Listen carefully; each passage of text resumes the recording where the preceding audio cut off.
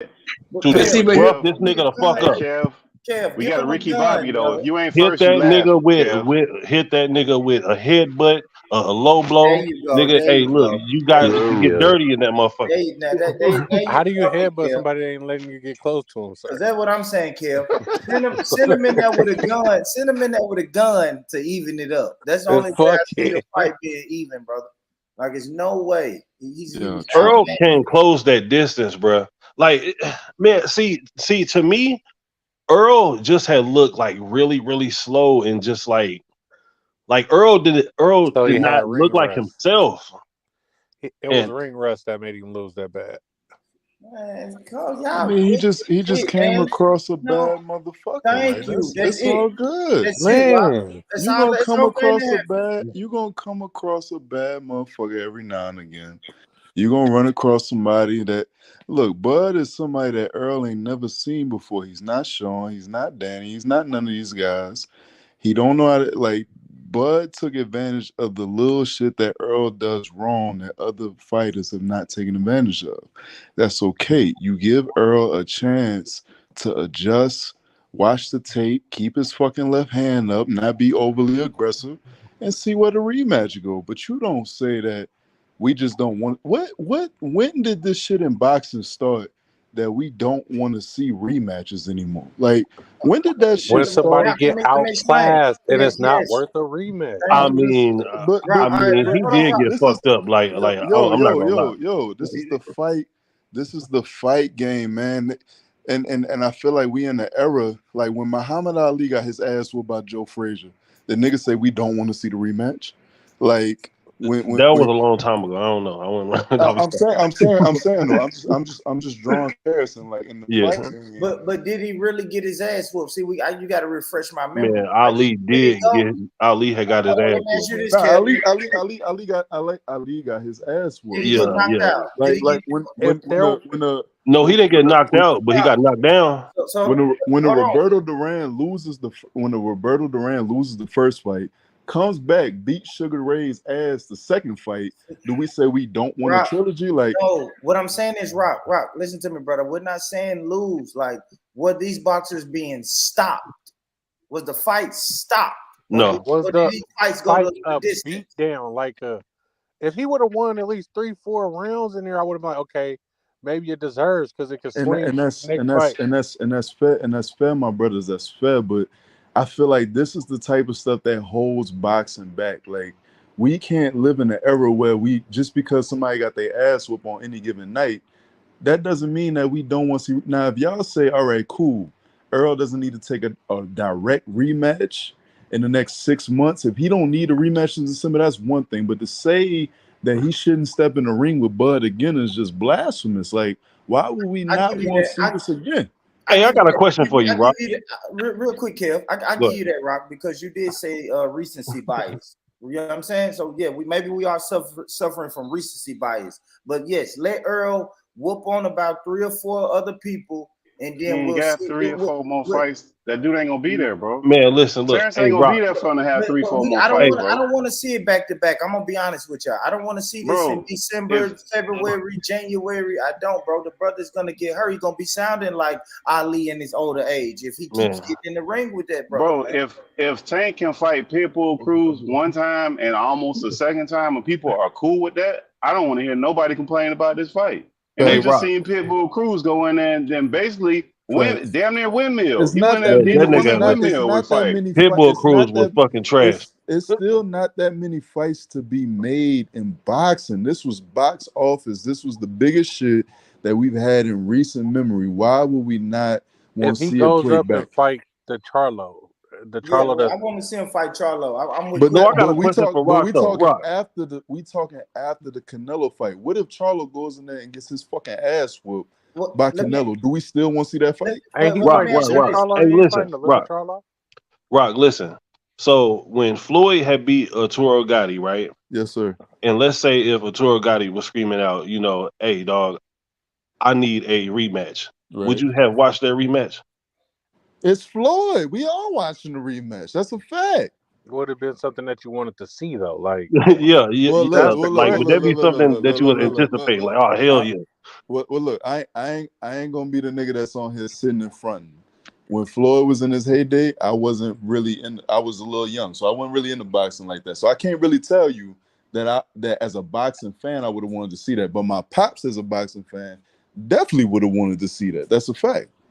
That's a fact. Listen, And the they way would have bought it, Floyd no matter beat the what. shit No out of matter who Yo, Arturo Floyd was Gatti. I fighting. thought that the Arturo Gotti and Floyd fight, I thought that was the worst ass whooping that I've ever seen in a boxing Listen, ring. But after what the, I seen on Saturday night, Yeah. that had took the Yeah. cake. So wait, I'd rather see do a you cool think boy. that ass whooping you seeing on Saturday night was worse than Wilder Fury 2? yeah. It was. Oh well, you know what? I did forget about that one. Yeah, Wilder Fury 2 I was a did forget fucking about that one. ass whooping. the reason, Wait, didn't but Wilder the drop him reason in that is one? though he was No, he Wilder didn't drop Fury in the second one. He didn't drop Fury at all. I know, in the but second Rock, It he didn't it have was his the water. equilibrium though, man. Hold on, y'all. See, this is another one. He thing. fired the brother for the water, but kept the Yep. white dude that But watched him. Wilder, But Yep. the got first hurt. one was competitive, right? The Yeah, Then the second one, he one got his ass wasn't. whooped. So then but you're like, Wilder got okay, we hurt. can get a trilogy Then out why of did they do a third one then? If because that's the case, according to y'all line of reasoning, that second one, he had a longer ring walk than he did a fucking fight. Right. According to y'all logic, that Damn, second one Pittsburgh. shouldn't have happened. because a lot of people believe the first one that No, Wilder would have won that one if the ref would have counted it, right? hell yeah. Wilder So lost the other 10 rounds outside the 2 rounds that he knocked Fury down. But he knocked him out. but he though. knocked And him down and it out. went Yeah, the but distance. that's the first fight. The first But fight when we went go the to the second distance, fight, Pittsburgh. this okay, but So- then the second fight was quick. That shit was short. From when the bell went ding, that man was on his back looking crazy how from the many of y'all beginning. want, So how did we get a third fight from the second fight? Let me. I want to answer that. I want to answer that, T. So the reason we got a third fight is because we felt like, and people felt like in that second fight it was a lucky punch, right? He got punched behind the ear and his legs was never the same, right?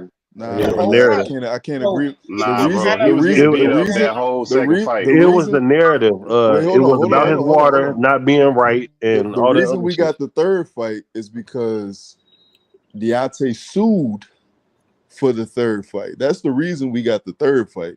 We don't get the third fight if Deontay doesn't actually take it to court. And if they actually pay him out the 25 mil that he was looking for to sit out, we wouldn't have got the third fight. We got the third fight because Deontay was suing Tyson for the third fight. That's why we got the Yeah, third because fight. he owed him that. Nigga, he was a crackhead before I came and got to him. No, but Facts. I facts. was ain't just knocking eliminating that that off of the logic of him losing badly, that they shouldn't do a rematch. That's what I was saying. Like off the logic that when you get beat up, you should Yeah. not do a rematch. That is point blank the very most recent clearest case that you just brought up of that second fight, because that second fight was not competitive at all. It wasn't Pittsburgh. It wasn't Pittsburgh. But then the difference between that second fight and that fight we just watched Saturday is if you wanted to, you could chalk that second fight up to a lucky punch in like the third or fourth round that had Tyson just No, ripped his from the ass. knocked his Tyson equilibrium ripped his But y'all ass. gotta listen to me. After Go that ahead. punch, y'all gotta admit, after that punch, Wilder's legs was never the same. Even though equilibrium was off. it was off the whole fight. Man, It was no lucky stop punch. it, man. It was no lucky punch in that fight we watched Saturday. That was a clinic, a boxing. But that clinic wasn't no we watched lucky. Saturday. How did we get to a lucky punch? There are two fighters walking into a ring. Right. They're looking at each other and they're throwing punches. How do we get a lucky punch? Well, let's How go do we call get it there? lucky. I won't call it lucky. And So even Fulton should fight Bud, anyway again too? even Bud called the knockdown a flash knockdown. He said he didn't think I was gonna follow up with the right hand. So, I mean, and then he got But what caught about a the little other two behind the ear knockdowns? with the right hand on that first knockdown. Like It didn't even What about the look, other two knockdowns though? look Them like wasn't Bud flashes? had even. Well, Bud I'm had even saying, hit him that hard. I'm saying in comparison to the Wilder Fury 2, my man's is saying it was a lucky punch that he got caught with that first knockdown, like it's not it caused him to lose his equilibrium and caused him to be fucked up for the rest of the fight. I'm saying you can't make the same case for Errol, and I'm not trying to make the same case for Errol. What I'm saying is even Bud himself called it a flash knockdown where Errol wasn't even expecting it. It was his first time getting knocked down in his career, period. So I'm saying if we can make the case that Deontay deserved or whatever warranted a third fight, we can make the case that Errol warrants a second fight with Bud. If Deontay can get a third fight with Fury, even though the first fight, a lot of people felt like he lost 10-2, and in the second fight, he got his ass whooped, and we still sat there and watched the third fight, why can we not even fathom the idea that Earl deserves a second fight with Bud? I just don't understand it. Because there is no narrative behind it besides the fact that Earl just had got his ass whooped. So wait. In the Wilder fight, there was the water thing. Let me. The trainer had threw in the towel. It was a whole bunch of other shit. With this fight, Earl just got his ass whooped. He doesn't deserve anything. So wait. He doesn't deserve anything. You get what you can negotiate. You get what you can negotiate. Maybe y'all answered this early in the show, and I'm coming in hot. Maybe y'all answered this early in the show. All right, let's say Earl doesn't deserve a rematch versus Bud or whatever. All right, that sounds crazy to me, but let's say, all right, Earl took such an ass whooping, and I'm an Earl fan, so y'all can hear it in my voice. I'm an Earl fan, but he did take an ass whooping on Saturday. I'm not gonna doubt that. Let's say Earl doesn't necessarily deserve a rematch at 147. Who out there at 147 do y'all think should really whoop on Earl? But I mean, everyone. Keith I don't know. Y'all think Keith Thurman? Don't say nothing about Earl. Chicago kick you out. I'm still not sold on Boots. I don't. Keith Thurman would have fucked him up. That's why I'm about to get kicked out now. Would have fucked Earl up? Yes. I don't think. Keith Thurman, man. We can't take away Cal. Don't let these niggas talk about Keith Thurman. Cal don't like Keith Thurman. You gonna kick y'all ass out. You can. Keith Thurman had almost punched Cal over the weekend. You gotta stop. We can't do this, bro. Because anybody outside he did what Errol Spence Bud did. He Crawford, did what Errol Spence did before he did it. What do you understand? He was Errol Spence before. Keith barely fucking beat Sean Porter. What do you mean barely? Errol Spence went life and death. What are we talking about? Yeah, Sean Porter is a tough fight for anybody except for Bud Crawford. A win is a win. There ain't no effort. There ain't no effort prizes, bro. Either you win or you don't win. You barely win, you win by a lot. A win is a win. There's no adjective to that. Can I ask a question to the panel? Outside of heavy bag, and I respect heavy bags, you know, I respect what he's saying. Is there anybody else on this panel that feels before this fight that Keith Thurman could beat Errol Spence? No. Before this fight, no. Hell no. I don't know. I don't understand. Fight, I don't really understand why you believe that, because Errol Spence, he hasn't fought in over 460 days. Why do you believe that he can come and just? And he still comes and whoops ass like he whoops what ass. Like what we doing here? When's the last time Keith Thurman fight? And Danny. Danny Garcia ain't done nothing at 147. But wait a minute. When's the last time Keith Thurman fought? When's the last time since we doing that? Barrios, when's the last time Keith Thurman fought? Barrios. It's been like what? Before Barrios. Almost 2 years now. He fought Barrios 2 years ago, bro. He fought Barrios. He got that's like 2 years ago. So Barrios. we doing ring rust. What are we doing? No, he wasn't 2 years ago. So what? That'll be rusty damn motherfucker in there. It's pretty damn close. It wasn't 2 years ago. So Tank fought Barrios. So Tank fought Barrios 2.5 years ago. Is that what you're trying to tell me? Tank fought Barrios 2.5 years ago. No, Keith Thurman. When's the last time Keith Thurman had a fight? Are you from London? You just talk about Keith Thurman. So hold on, sir. Excuse me. So hold on, sir. If you're saying that he didn't fight him 2.5 years ago, how are you saying that Keith Thurman fought Barrios 2 years ago if Barrios fought Keith Thurman after Tank? That don't make no sense. You can't play those games with me. I'm very calculated. You understand what I'm saying to you? What's the date then, nigga? Come on with it. Yeah, we come on, nigga. What's the date? Real quick, heavy bass, because I do want to make it known. Like, I'm not saying that Errol Spence ain't a beast. Like, put anybody else in that weight class up against Errol Spence, they're gonna have a long fucking day. Thank you. He get in the ring with Bud. He get in the ring with Bud. He's just outmatched with Bud. That's it. I stand on that. That's it, and that's my only point. Outside of Bud at 147.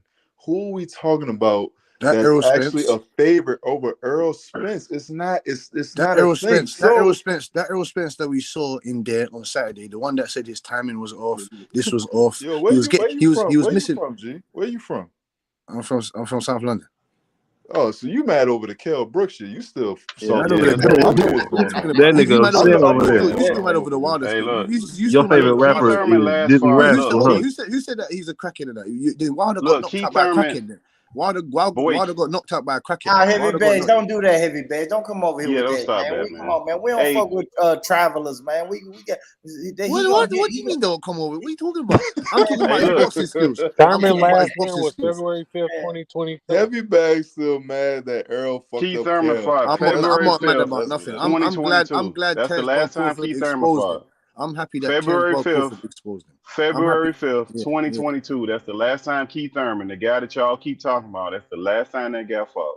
February the 5th, 2022. Bottom that ain't line, no time soon. Bottom line, Errol Spence, outside of Bud Crawford, fucks up everybody else at 147. What about Boots? Exactly. Incorrect, sir. What about Boots? Exactly. What about Boots? Yeah. Incorrect, sir. He said he can't. Heavy Bag. You're the only person I know that brought up Keith one-time fucking Thurman. You the only person I know that's brought him up in the last year and a half, 2 years. He's got the same. He's got one loss, just like Errol Spence. The difference is Errol Spence has been knocked out. You understand what I'm saying to you? Keith only got one loss. You sure? Yes, he's got one loss, sir. He lost to Pacquiao. Yeah, he only got one loss. So what are you saying now? Errol Spence got one loss. Keith ain't fought. He got more layoff time than anybody. What? Keith heavy bag. Man, Keith have fought everybody. Keith fought undefeated. Undefeated Danny Garcia. Tom Porter, Danny. He fought he fought Guerrero before. What's his name before Danny Garcia? Bro, don't bring up Guerrero, bro. Don't bring up Guerrero, bro. But you're talking about Danny. Hold on, sir. Excuse me, sir. How can you say don't bring up Guerrero when you bring up Danny Garcia about Errol Spence? Danny Garcia's better than Guerrero. Stop playing with me. Don't do that. Hold on. How are you mentioning anything about don't bring up Guerrero when he was a world champion? I don't understand. I don't give a fuck. Come on, bro. Do we not? Rolly is a world champion, nigga. Come on, dog. Hold on, sir. You can't mention Rolly. Wait, hold on. Was Charles Martin not a champion at one point? Do you bring up Charles Martin in the heavyweight rank? Do you bring up Charles Martin in the heavyweight rank? He just gave how hard? No. The welterweight division is the most. The welterweight division is the most glamorous division. Robert Guerrero. That's who you want to bring up. That's who you want to bring up, my boy. How hard is it to get a belt at the welterweight division? How hard is it to get a belt? During what? Come on, bro. What do you mean, come on, bro? How hard is it to get a belt? Come on, bro. Come on, bro. I don't know what come on, bro means. I don't know. Do we not acknowledge that boxing hit a dead spot at one point where it's now here we go. Boxing hit a dead point now. Boxing hit a dead point now. All right then. It is a dead point. You know it's a dead point. That's why it's alive now. It wasn't alive 5, 6, 7 years ago. It's alive now because it hit a dead point where everybody and their mama can get a belt. Angola can get a belt. What's my man? Areola can get a fucking belt. This is what we not talking about that time anymore. Robert Guerrero don't bring up no Robert Guerrero to me no more, bro. Areola's not a bum. Areola's a solid fighter. I don't know what you're talking about. I don't understand. Who's not a bum? Areola. He's not a bum. Areola's not a fucking bum. Are you crazy? Areola is not trash, bro. Like I don't understand. What are you talking about? I don't understand. Like he's not trash now. Yeah, he's not trash. Like what are you talking about? He's not trash. Trevor Bryan is trash. I don't know whatever. Like he ain't no world class fighter, but he ain't trash. Trevor the Dream Bryan is trash. Fair enough. Trevor the Dream Bryan is trash. Fair enough. Okay, in the era where we're starting to identify world class fighters, thank you for saying that, brother. In the era where we're starting to identify world-class fighters and boxing is actually picking up steam as a sport and we getting more world-class fights. A lot of those guys that you naming wouldn't survive in this time, in this era. They couldn't sell fights. They couldn't sell fights in their mama back kitchen. Areola was not great. He was good, but he's decent, but he wasn't great. What I'm saying is Errol, outside of Bud Crawford, does not lose to any guy at 147. It just doesn't happen. Yes, he does because he's and damn sure not no goddamn Keith Thurman. You could have said that. You could have said that when he beat Kell Brook. But now he's getting his ass whooped. You still mad? This nigga is making an argument for Keith Thurman. I've never heard no shit like this. Bro, that shit was years ago, bro. Oh my days, he's a decorated welterweight. Yeah, I don't get it. Agree with that, man. Keith Thurman has never really been a threat at all. Hell no.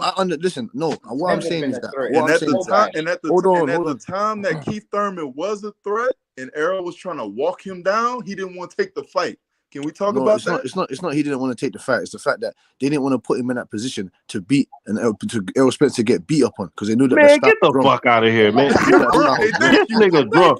This nigga drunk or something, man. This nigga drunk. You don't have to agree, sir. It's all right. What's that shit over there that y'all be drinking in fucking London? Well, you seem to. You seem to. Brothers chatting shit. You seem to have some cheese. You seem to have some cheese. You seem to have some chicken cheese in your shit. So I don't know what's in that. What's in your food over there? No, man, this nigga tripping, man. Come on, what's that chicken? What's that chicken? Nigga, it's called KFC, nigga. It's called KFC, nigga. That's some KFD. That's some KFD. Hey, heavy bags. It's 7:30 in the morning, brother. Late. Go back to bed, man. Go back to bed, bro. No, I don't know what you're talking about. It might be heavy bag. Bedtime. You pass it bedtime over there. Heavy bag is chatting shit. That's what he's chatting shit right now. You was waffling. You was waffling talking about. Oh, we wanna see the why would we want to see the rematch? Man, look, heavy bag. Let me tell you why we don't want to see the rematch. Let me tell you. Heavy bag. Go and listen to your fucking Dizzy Rascal CD. And just chill out for the rest of the night. Go listen to your Elvis Presley or whatever it is. Nah, man, you need to go. Go listen to your. Go and listen to what's some rappers over there. Listen to some damn So Solid Crew. Hey, look. Go listen to your Wu-Tang Clan. Stormzy. Go listen to Stormzy, man. Oh yeah, Stormzy. Go listen to Blueface, man. Get you some tea. Go listen to your Blueface, man. Get you some tea and just relax. I fuck with Dave too. He knows Dave is hard. He knows Dave is hard. So don't try. Dave is tough. I fuck with Dave. I know. And nobody wants to see a rematch because we know the outcome. That's why. Nobody wants to see a rematch because we live in a flash in the pan. No, because we know the outcome. We're not paying for something. We don't know the fucking outcome. Yes, we do. Oh no, we don't, bro. We know he's gonna watch. Are you crazy, bro? You don't know the outcome, bro. Hold on, sir. Hey, wait, hold on. Hey, bro. Hey, heavy bag. Are you an AJ fan? No. You don't fuck with AJ? No. The only fighter he like is Keith Thurman, obviously. You like Lawrence Okolie? Like, who do you fuck with over there? Like, I'm trying to understand. What are you doing over there? I don't know how deep your boxing knowledge is. So you get me. I don't want to throw out names and I'm everything. Who's that? Oh, I know who you like, brother. I know who you like. Who do you fuck with over in the UK side? Who do you fuck with? He fuck with Carl Froch. That's exactly. He sound like one of them Carl Froch niggas. You fuck with Conor Ben? You a Conor Ben fan? Yeah. He gonna knock out Boots. So you fuck with a cheater, but you don't fuck with it. Come on, bro. Stop. He's not a cheater, sir. He got cleared for that, so that's bullshit. Incorrect. Incorrect, sir. Incorrect. Julian White. See, you Americans like to spew fake knowledge. You Americans like to spew fake narratives. And I come here to expose that shit. You fuck with a cheater? You fuck with a cheater? What are you talking about? Roy Joe. I know you still watch videos of Roy Joe. Yeah, man. Hey, we need a word from our sponsor. You still watch videos of Roy Joe. Man, when the next season of Top Boy come out? Stop. Hold on. You still hold on. What's the next season of Power, man? We talking about Power, man. That shit be happening over there. Get out of here, man. I'm a hustler. I'm a hustler, baby. Get out of here, man. I just want you to know. Heavy bag, watch your mouth, heavy bag, man. No, you lot talk down on us. We got Top Boy got it. We got Richard. We got no. Listen, yeah. Here we go. Look, here we go. I'm gonna tell y'all what you got. I'm gonna tell y'all what you got. Y'all got Tyson Fury. Amir Khan got his ass whooped. Amir Khan. Oh my God. Dylan White ain't good. AJ, he's not good. Yeah, I mean, he's not good. Struggling. Julian White is always getting knocked the fuck where out. are your heavyweights? Because the whole world's relying on Jared Anderson, and he ain't look like shit. So where are your heavyweights? Where are they? When is your last heavyweight champion? Wilder knock out AJ. Okay. Put your money on that. And two, when's the last? Yeah. And two. When's the last time that you actually had a world heavyweight champion? Can you tell me, please? Well, we run out of other divisions. We ain't really been. No.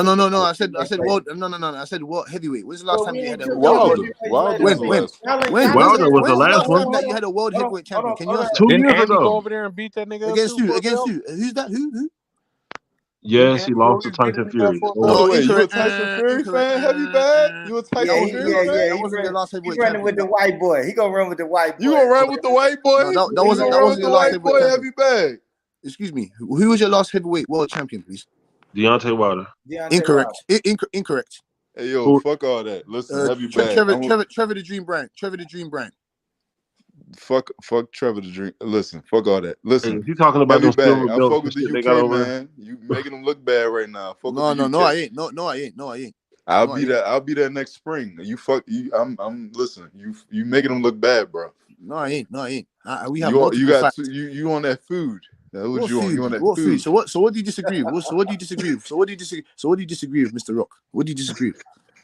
I'm just chatting shit like you, man. I'm just chatting shit. Okay, yeah. You off that Thunderbird or them black. Let me tell you how I don't think that you completely understand.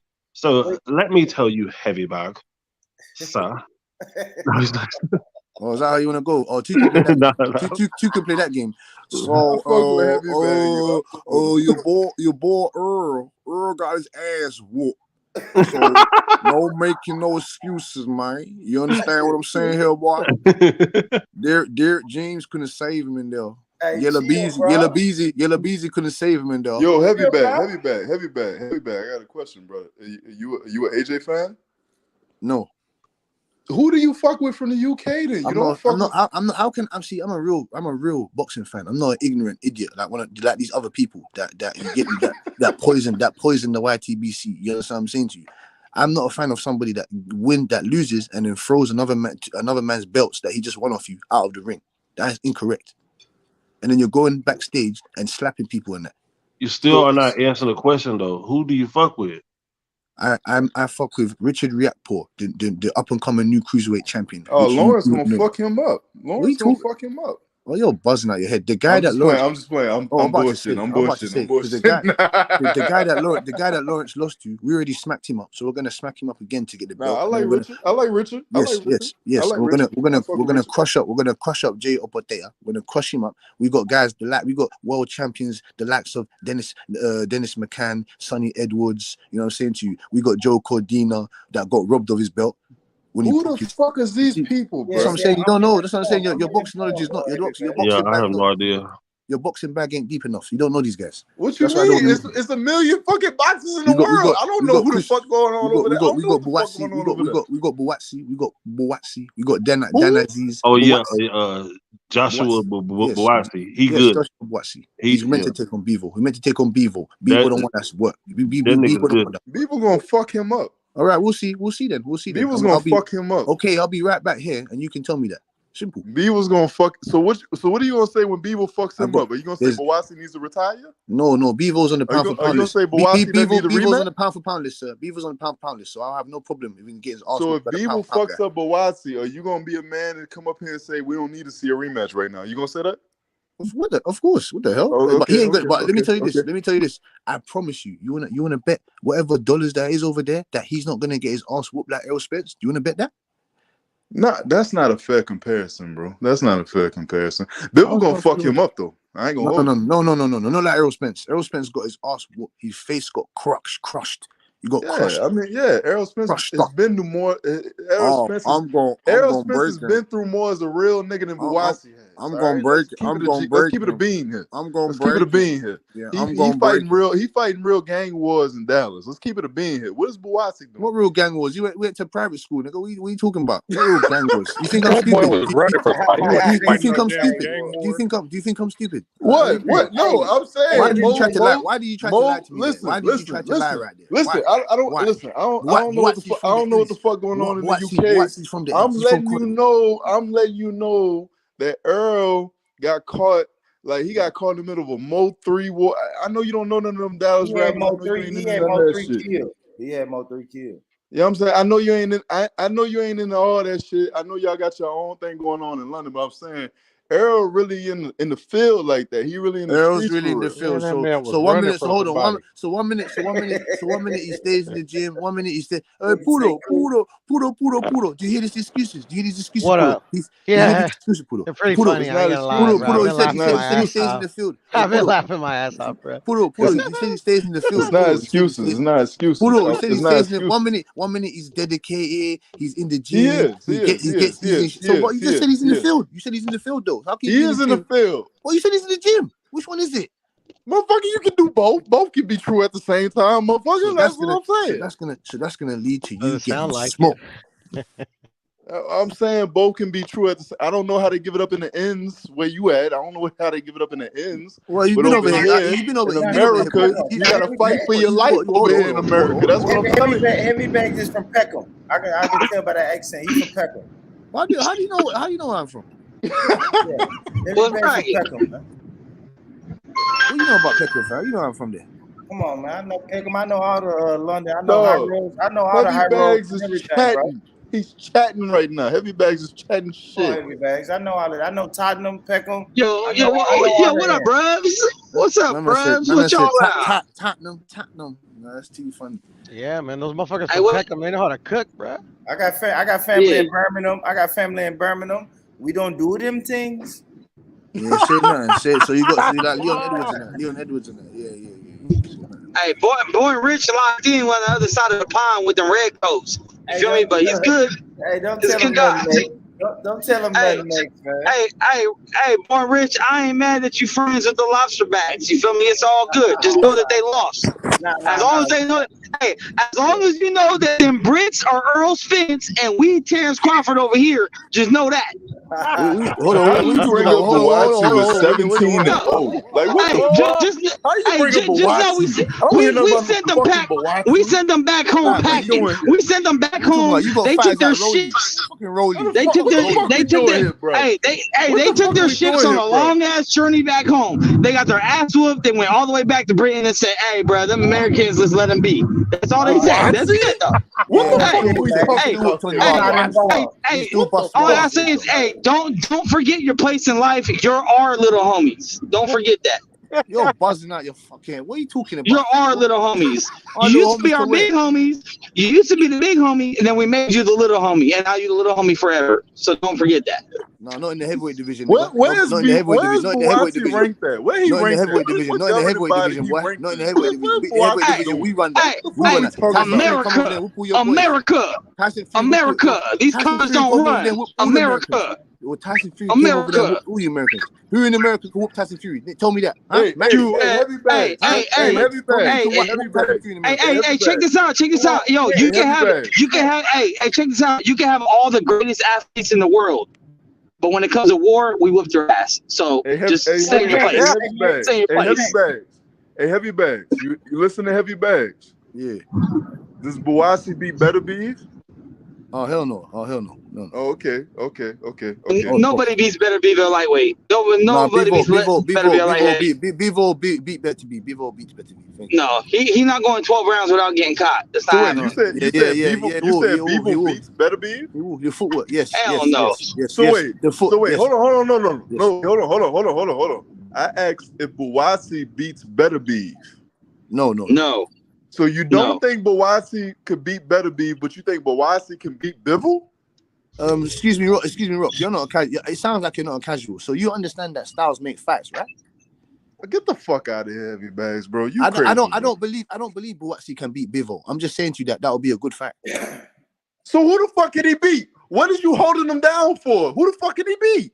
Those two guys are on the pound for pound list, nigga. What don't you understand? but your guy is number one in the WBO. So it's like, who does he have left to fight? But Turviev has knocked every single person out he's been in the ring with. So Bevo beats the fuck out of Buatsi. Bevo beat the number one pound for pound guy in the world. So why would I think in my head Buatsi can beat those guys? Buatsi is number one in the WBO right now. He has no other choice but to fight a Bevo or a Better Beef at this current moment. And then he's gonna have to step up to the plate and either get his ass whooped or put on a great performance. What do you think this is? I'm a fan of the sport. I'm not a fan of no country. I'm not a fan of nothing. I'm a fan of the sport. I'm a fan of my. I'm not gonna let you just piss down on us now. You know what I'm saying? That rat faced docile Max came up here talking about what little homies, little homies and all that. No. You're not gonna come and discredit. You gotta stand on your shit. You gotta stand on your shit. Hey, but real quick, Heavy Bags, where your people originally from? You Caribbean? Yeah. I'm St. Lucian, and Nigeria. Okay, brother. All right, brother. I was just wondering. I fuck with Heavy Bag. I fuck with Heavy Bag too. I fuck with the UK though. I fuck with the I UK. fuck with the UK too. Again, I'll be there next spring. I fuck with the UK. Listen, you Americans, you lot provide the best talent. You know what I'm saying to you? You lot birth fighters like Terence Crawford, Floyd Mayweather. You know what I'm saying to you? Hagler, Thomas Hearns, all these guys, Sugar Ray, all these guys. You know what I'm saying to you? So I'll give it to you guys. You guys are the creme de la creme of the sport. You know what I'm saying? The sport. What's the word I'm looking for? The sporting headquarters. You know what I'm saying to you? It's a sporting pinnacle. You know what I'm saying? So I always give Americans credit because you guys make it lit. We'll fuck y'all up in soccer too. I ain't gonna. You know what it It used to be that way. It used to be that way. Not no more. No, it's still that we'll way. Fuck y'all up in soccer what I too. like about boxing. Why couldn't you say something like basketball or something? Why did you say football? I don't understand. Why did you say football? We'll destroy you. We destroy you all the time. I'm gonna say this, Rock. I'm gonna say this, Rock, and this is why I love it. Like I'm in Tennessee, and boxing ain't really big where I'm from, but I do respect like any sport or any black man who can, take nothing and become something. You see what I'm saying? I love hearing them stories about black brothers that saying, look, I didn't have shit but this boxing gym. If it wasn't for this boxing gym, I would have been gang banging or in the streets. And now next thing you know, they on pay-per-view and they world champion. So that's one thing I do respect about boxing or just Americans, just American, the American story to turn nothing into something, man. So that's a beautiful thing. That's why I've really fucked with Bud, though, if I'm honest, because my research showed me that Spence comes from a boxing family. Like his father was a boxer. You see what I'm saying? But Bud, when I was listening to Bud's story, it was like, man, Bud either had this gym or he was gonna be in the streets. So, like, I ain't gonna lie, that shit had something to do with me picking Bud for the fight Saturday. And plus, I knew Bud. I never really seen Bud get hurt in his previous fights, and I seen Spence get hurt a couple times. I seen Spence with the wobbly legs, Rock. I know. Wait, hold on. Go ahead, Rock. Wait, hold on, brother. Go ahead, Rock. If you seen Spence with the wobbly legs, I'm sure you seen Crawford with the fucking wobbly legs. I must have missed it. Gamboa? Bob Crawford's been hurt before. Gamboa hurt him. Cav Velasquez basically dropped him. But didn't get counted. Cav Velasquez dropped him? That was like whatever.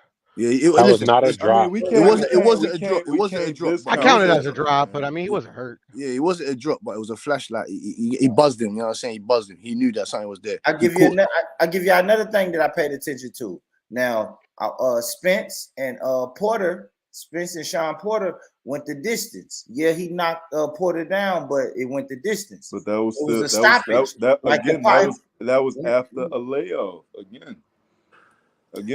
All I'm just telling you how I came to the conclusion that I came to, but I'm not a bandwagon or nothing. I actually put a few dollars on Crawford to win. I picked it by decision, so I didn't really win no fucking money. I was too pussy to pick the pure win. But that's also another thing right there, brother. Why are people acting like Crawford wasn't the slight favorite coming into the fight? He was. What are you talking about? Errol Spence told us that it's common sense to pick Terence Bud Crawford. So what did you? But I'm saying people are acting like it's so above reproach that Crawford won the fucking fight. He was the betting favorite coming into the fight. But Rock, is the way he won though, brother. No, and I got that, brother. You destroyed him. When Andy Ruiz beat the fuck out of AJ the first fight, did we turn around and say AJ shouldn't fight him the second fight? No, it's not beat the fuck out of. He didn't. He did beat the fuck out of AJ that first fight. He wasn't like that. Can I say something? Different types of arse whooping, man. Can I say something, dope heavy back? Let me say this, Rock, because I told you this, bro. Rock, this is the conversation I had the first time. Right. Everyone felt like, I know you don't like the word lucky punch, but everybody felt like that was a lucky punch that Ruiz gave AJ that threw his equilibrium off for the rest of the fucking fight, brother. That's it. Like, it's different. I mean, it's fair, but it's not fair. It's fair, but it's not. Listen, Ruiz dropped AJ. Ruiz dropped him. AJ, they both dropped each other. Errol Spence got outclassed and dominated and crushed, and he was on the pound for pound list. So let me. Well, Errol will fuck up anybody from over on your side. So let's chill out. So listen, that's what I'm saying. Yeah, tell him to get back in the ring. I don't know about all that. Shit. No. Errol will fuck up anybody from over there. From 147. Avenesian versus Errol. Let's see it. Avenesian versus Errol. Let's see it. Fuck up anybody over there. We're not doing that. So tell Errol Spence to stop squeezing down to 147 and getting this brain damage that he apparently had before the fight. And Tem to come to his real weight. Tem to come to 160. Tem to come to 168 and fight some real dogs. How about that? He said in the press conference, because apparently the rematch clause says that Terrence can pick which weight he wants to do it at. He can do it at 147 or he can go up to 154. That's why Errol said, I'm hoping he goes up to 154 because Errol has been trying to get out of 147 for the longest. He stayed at 147. How do you try to get out something? How do you try to get out something? How do you try to get out? How do you try to get out? Brother, I need you to get some crumpets and some tea and relax. Okay. You need to get some cornbread. Get some more cornbread. Brother. Get some more. Get some more cornbread. Get some more cornbread. I need to get some cornbread. Go get some cornbread or some gumbo. Go get some gumbo or something. I wish I had some corn. I'm from the South too. That's crazy. Yeah, I wish I had some cornbread. I can hear you. That's crazy. I wish I had some cornbread. That's crazy. But look, Errol said that. Errol said, I hope he goes up the one. Errol has been. Listen, can we all agree that Errol has made it clear that he doesn't want to be at 147? Why did you move up? Why did you move up then? Listen. The money, baby, the money. So then don't complain, then, baby. No. Don't complain, then, baby. Bro. I'm saying the money, bro. I wanted to finish my statement, bro. I'm as an Errol fan, I'm not using it as a cop out. At the end of the day, you signed a contract at 147. So if you got your ass whooped at 147, you got your ass whooped at 147. That's it then. They can fight at 200 pounds. Bud gonna whoop his ass every time, and bro. you know what? Yeah, that's clear. And you know what? Being the results of Saturday night, I'm not mad at anybody that feels that way. What I'm saying is if we have I don't want to see them rematch at 147. Personally, I don't want to see Bud. I don't want to see Errol in any more situations where he can use weight drain as a reason as to why he don't look the way he's supposed to look. He was already planning on going 154. I only want to see the rematch if they do it at 154. What I'm saying, the heavy bag. Say that again. Say that again. He's just gonna die, bro. Fuck. I only want to see the rematch if they do it at 154. Why? Hold on.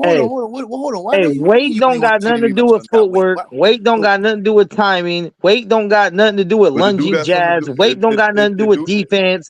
Weight don't got nothing to do with none of that shit. Thank you. First off, the same way Frank Martin looked in his last fight is the same way Earl Spence looked. First off, Max, you fucked up for that emblem you got as your. Yeah, put it on the main screen, man.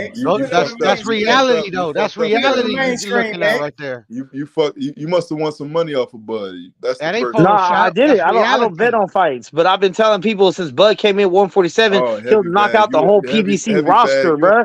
And it's not just Spence, Thurman, Porter, Danny Garcia, whoever the fuck. Anthony Yard as your emblem, motherfucker. Like, stop playing. Anthony Yard's trash. Why the fuck would I put him up? How about this? Hold on, Max. Let me bury you. Stop putting Anthony Yard as your emblem, motherfucker. Anthony Yard trash as fuck. Hold on, let me petrol bomb you with this one. How about you put Marcus Brown up there as well?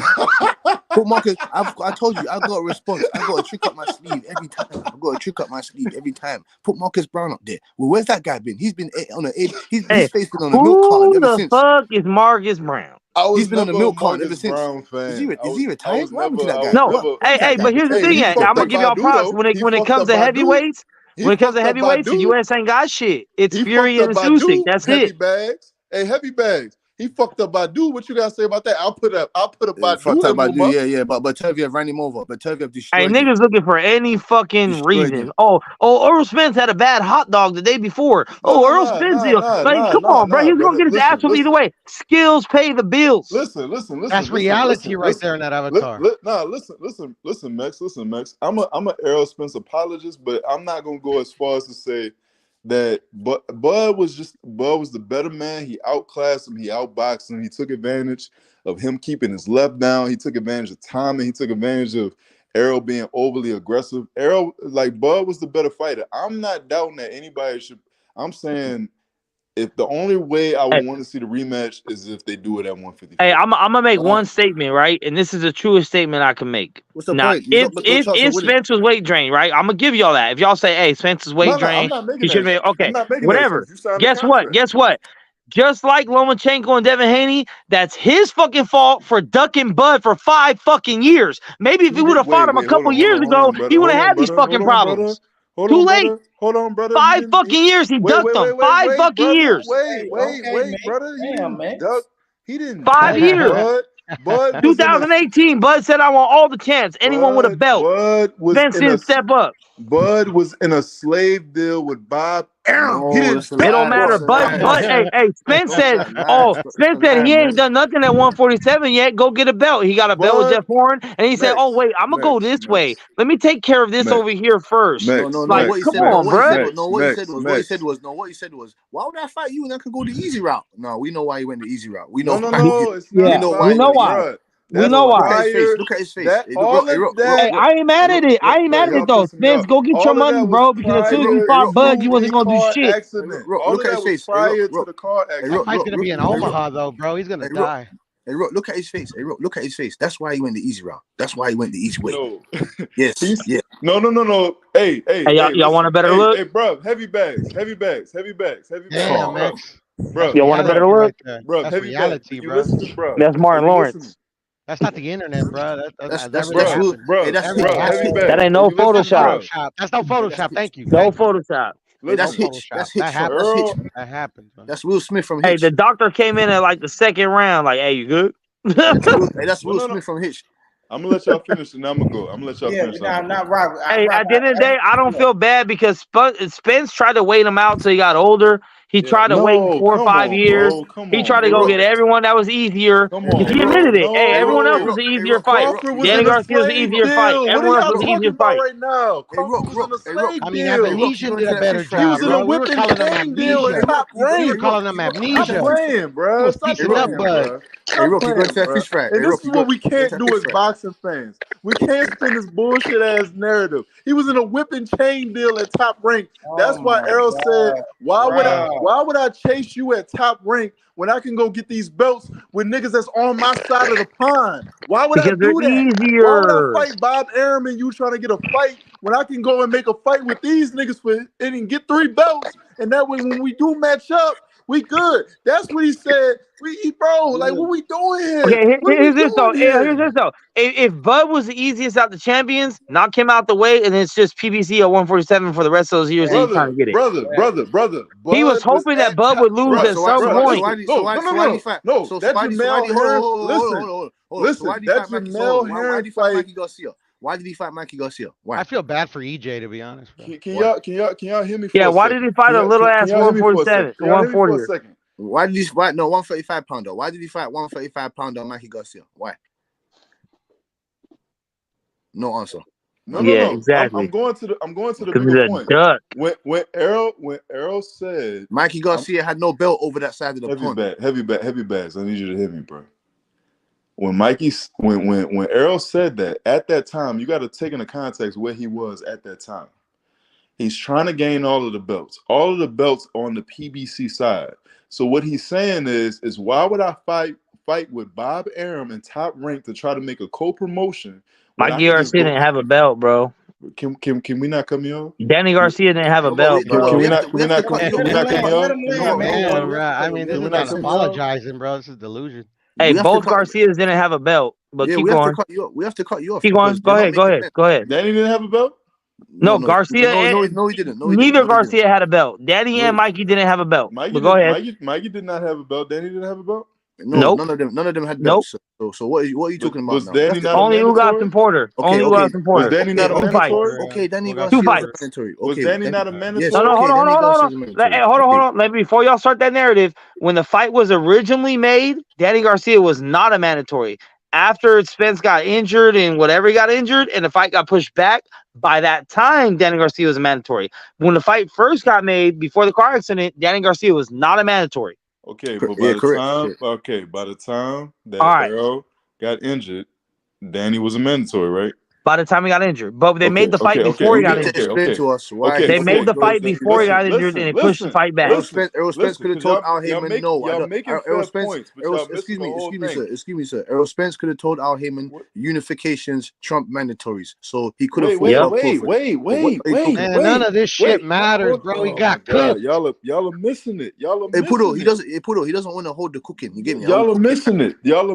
The bottom line in between all this whole timeline that y'all are giving, the bottom line was during this whole timeline that y'all are giving is that Bud was in a slave and whip deal with Top Rank. He couldn't really do anything. What is this? Bud was trying to get out of his own deal. So you expect Errol to wait for Bud to get out of his own deal to make fights? Don't matter. So what does that have to do with his face looking like that? That's what I want to know.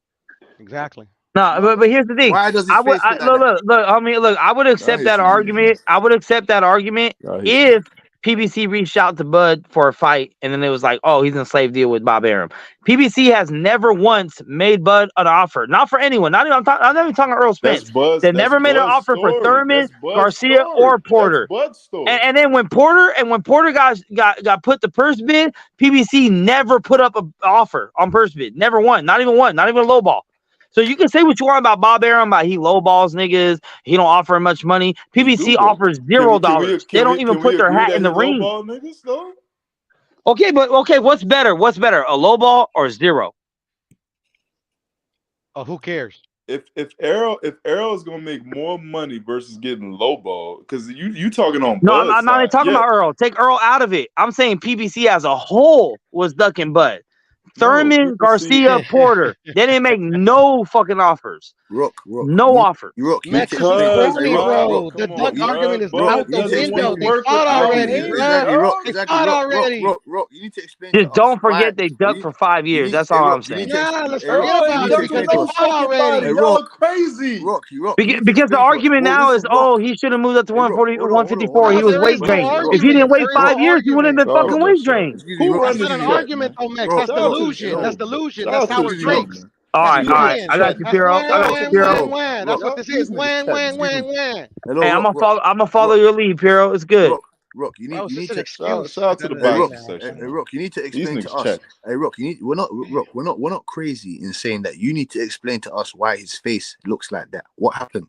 He got crushed up. He got his ass whooped. Yeah, he got destroyed. There it is. Case closed. Yeah, no more talk. He's done. It's not. I mean, I don't know about exposed, but he got his ass whooped. He got beat by the better fighter. Fried fish. Wait, hold on. And not only did he get beat by the better fighter, he got beat by the pound for pound #1 fighter in the world. That's Canelo, by the way. I don't know about all that. And what do you have to say about Derrick James? What do you have to say about him? About Derrick James, he failed to make adjustments. Okay. Is Bomac better than Derrick James? Yes. No, Bomac don't got as many champions as Derrick James. Oh, here we go. In this situation, Butch, he'd be better. I would say he'd be better. Yeah. Bro, if Bud Crawford fought Castano, he would have never had a draw. Let's put that out there. And Rook, is it fair? He would never had a draw. Never. Now we try to give hey, Happy Bag. I'm trying to figure out how you don't fuck with AJ, bro. I'll tell you in a second. And Pudo, and he wants to say, Derrick James has got more champions. Eddie Reynoso is way better than Derrick James. And he's Derrick James fucked up in this fight, man. Heavy Bag, you a black man. How you putting all these people above? Hey, hold on. I'm not gonna go that far because Derrick James was giving specific instructions. He wasn't giving Teofimo Lopez senior instructions. Oh, fuck him up, fight harder. Like he wasn't giving that. He was like, hey, do this, make this adjustment. Just none of them worked because Terrence Crawford's a superior fighter. Whatever adjustment you make, he's gonna adjust off of that within the round and fuck you up still. Yeah, but he can hit with both hands. He can hit with both stances. Matter of fact, people forget there's 3 stances. There's orthodox, there's southpaw, and then there's squared up. People say don't square up, but squared up brings you more power. Not a stance. Squared up is not a stance. No, but if you're not orthodox or southpaw, you're in the middle and you're squared up, people say that's bad, but it actually brings you more power. It gives you a bigger target to hit, but it brings you more power on your punches.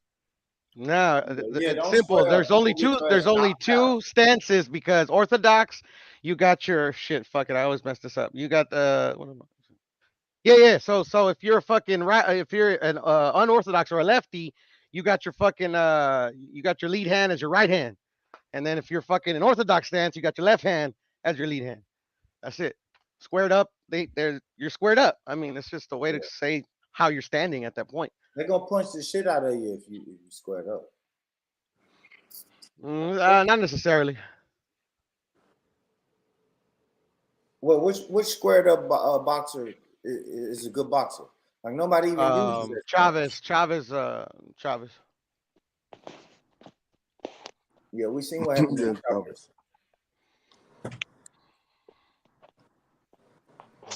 But I mean, he had the defense that he had, like fucking. Fuck all that heavy bag. Hey, what black fighter do you support from the UK heavy bag? I told you. I named him to you. What the fuck, Dan Aziz? I just told you, Richard Riakpo. Dan Aziz, come on, son. Yeah, heavy bag, stay on code, bruh. What's wrong with this fucking The Rock guy? Hey, What do you mean Dan Aziz? Come on. Max, give us a word from our sponsors, please. Hey, Rock. ShopDemonTimes.com. ShopDemonTimes.com. Ben Whittaker punch up. We are like heavyweight. It's a picture in the overlay. Ben Whittaker. Oh, that shit was funny, bro. Yeah, Ben Whittaker. This one? No, from our favorite UK fighter. Ben Whittaker bunch up. We are done this from. Oh, I got you. Whoop on Marcus Brown. There it is.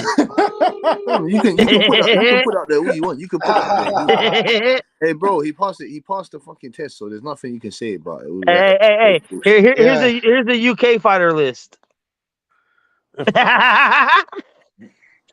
No, don't kill me. Yeah, that one didn't make any sense, to be honest. Yeah, it does, because the best UK fighters are white. Fury and Usyk. I don't know. Usyk's not UK. He's Europe, but Fury's the best out of the UK. Yeah, that still doesn't make any sense, Mike. Yeah, because there's no good black fighters from the UK. No, it's just like they don't like in the UK. They That's don't incorrect. look at it that way. They don't look at it that way. That's incorrect, Max. We Americans, we understand. We understand that like Americans, like we fucking like. Wait. Okay, so who's the best? Who's the best black fighter from the UK? AJ. Lennox Lewis. Ever? No, right now in the game. Yeah, AJ. Okay, AJ don't got a belt. Anyone else? He's a former unified. He's a former world heavyweight. He's on a 2-fight losing streak. He's on a 2-fight losing streak. He's on a 2-fight losing streak. He's a former world heavyweight. He hasn't won a fight in almost a year and a half. So anyone else? Max, you said best fighter. What does a belt have to do with anything? It's priority. Because if you're the best, you should have something. At least a continental belt or some shit. At least a Commonwealth.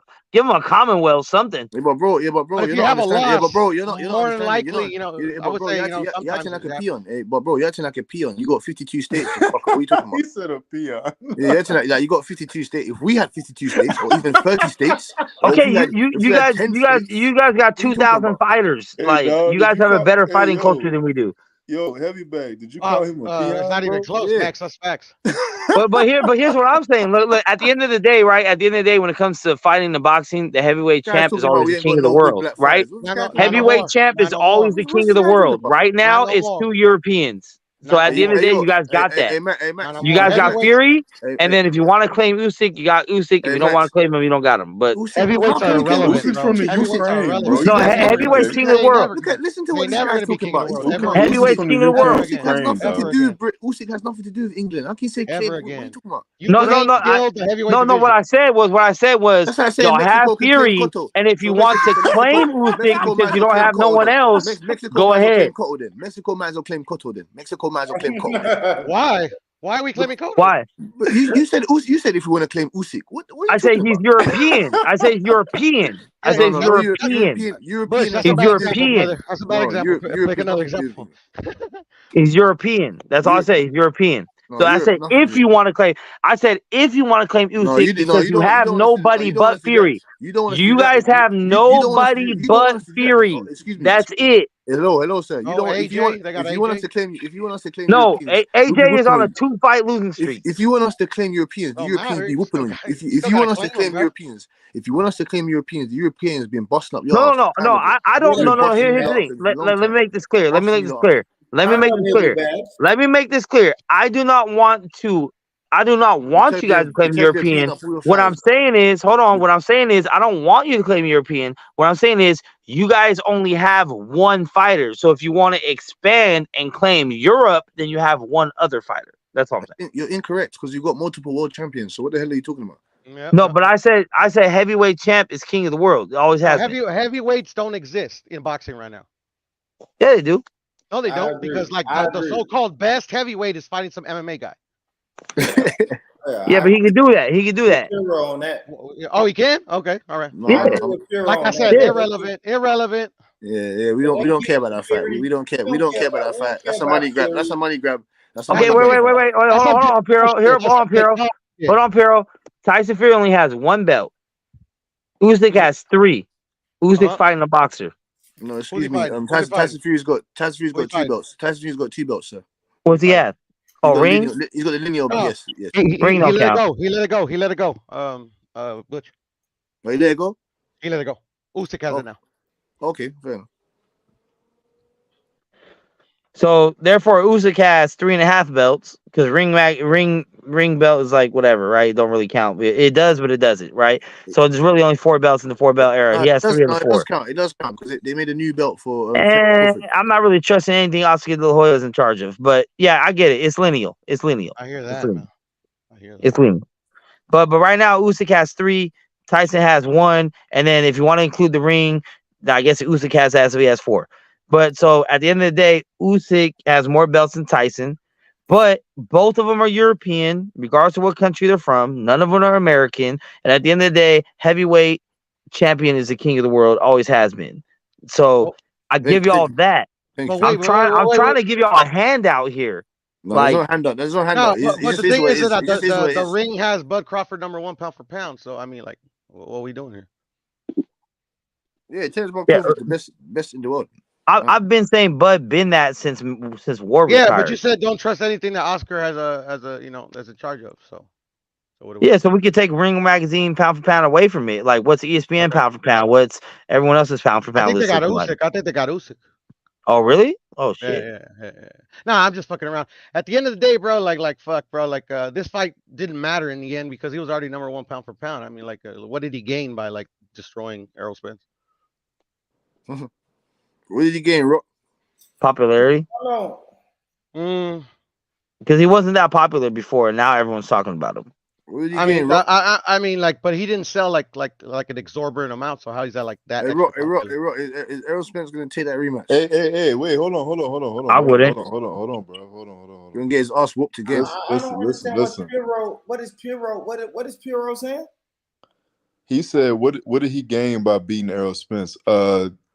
2-time undisputed champ in 2 different weight divisions. That's never been done by a man. Fuck out of here! What y'all talking about here? What are y'all in an era though where that's diluted, bro? I mean, it's not diluted. No. Yeah, it is. It's not diluted. Everybody picks and chooses. Everybody picks and chooses, like that, guys. It's never been done. We're not gonna make it seem like Crawford fought at the end of the day, you take away the undisputed title. I mean, like, Bud is still good, but because like he literally beat everybody in that division. Spence bought the other 3 belts, motherfucker. That's what makes Bud good, in my opinion. Like he cleaned out that division. Who else did Bud Crawford beat at 147 that Spence didn't get to already, motherfucker? Stop playing. Yeah, like everybody. No, he didn't beat Jeff Horn, sir. He didn't beat Jeff Horn. The last dude, the ultimate dude. After Spence beat him, motherfucker. He didn't beat Crawford beat Ford after Spence beat him. Bud had to put Errol in the dirt. That's why Bud had to put Errol in the dirt. That's why Bud had to put Errol in the dirt. He didn't. Yeah, put him in the dirt bag, straight back to Dallas. Now there's no claim to like I beat him first. I beat him last. I did it first. I got here first. You know. Put him in the Put him in the dirt bag. He's the king. Hey man, B-Dub, pull up, B-Dub.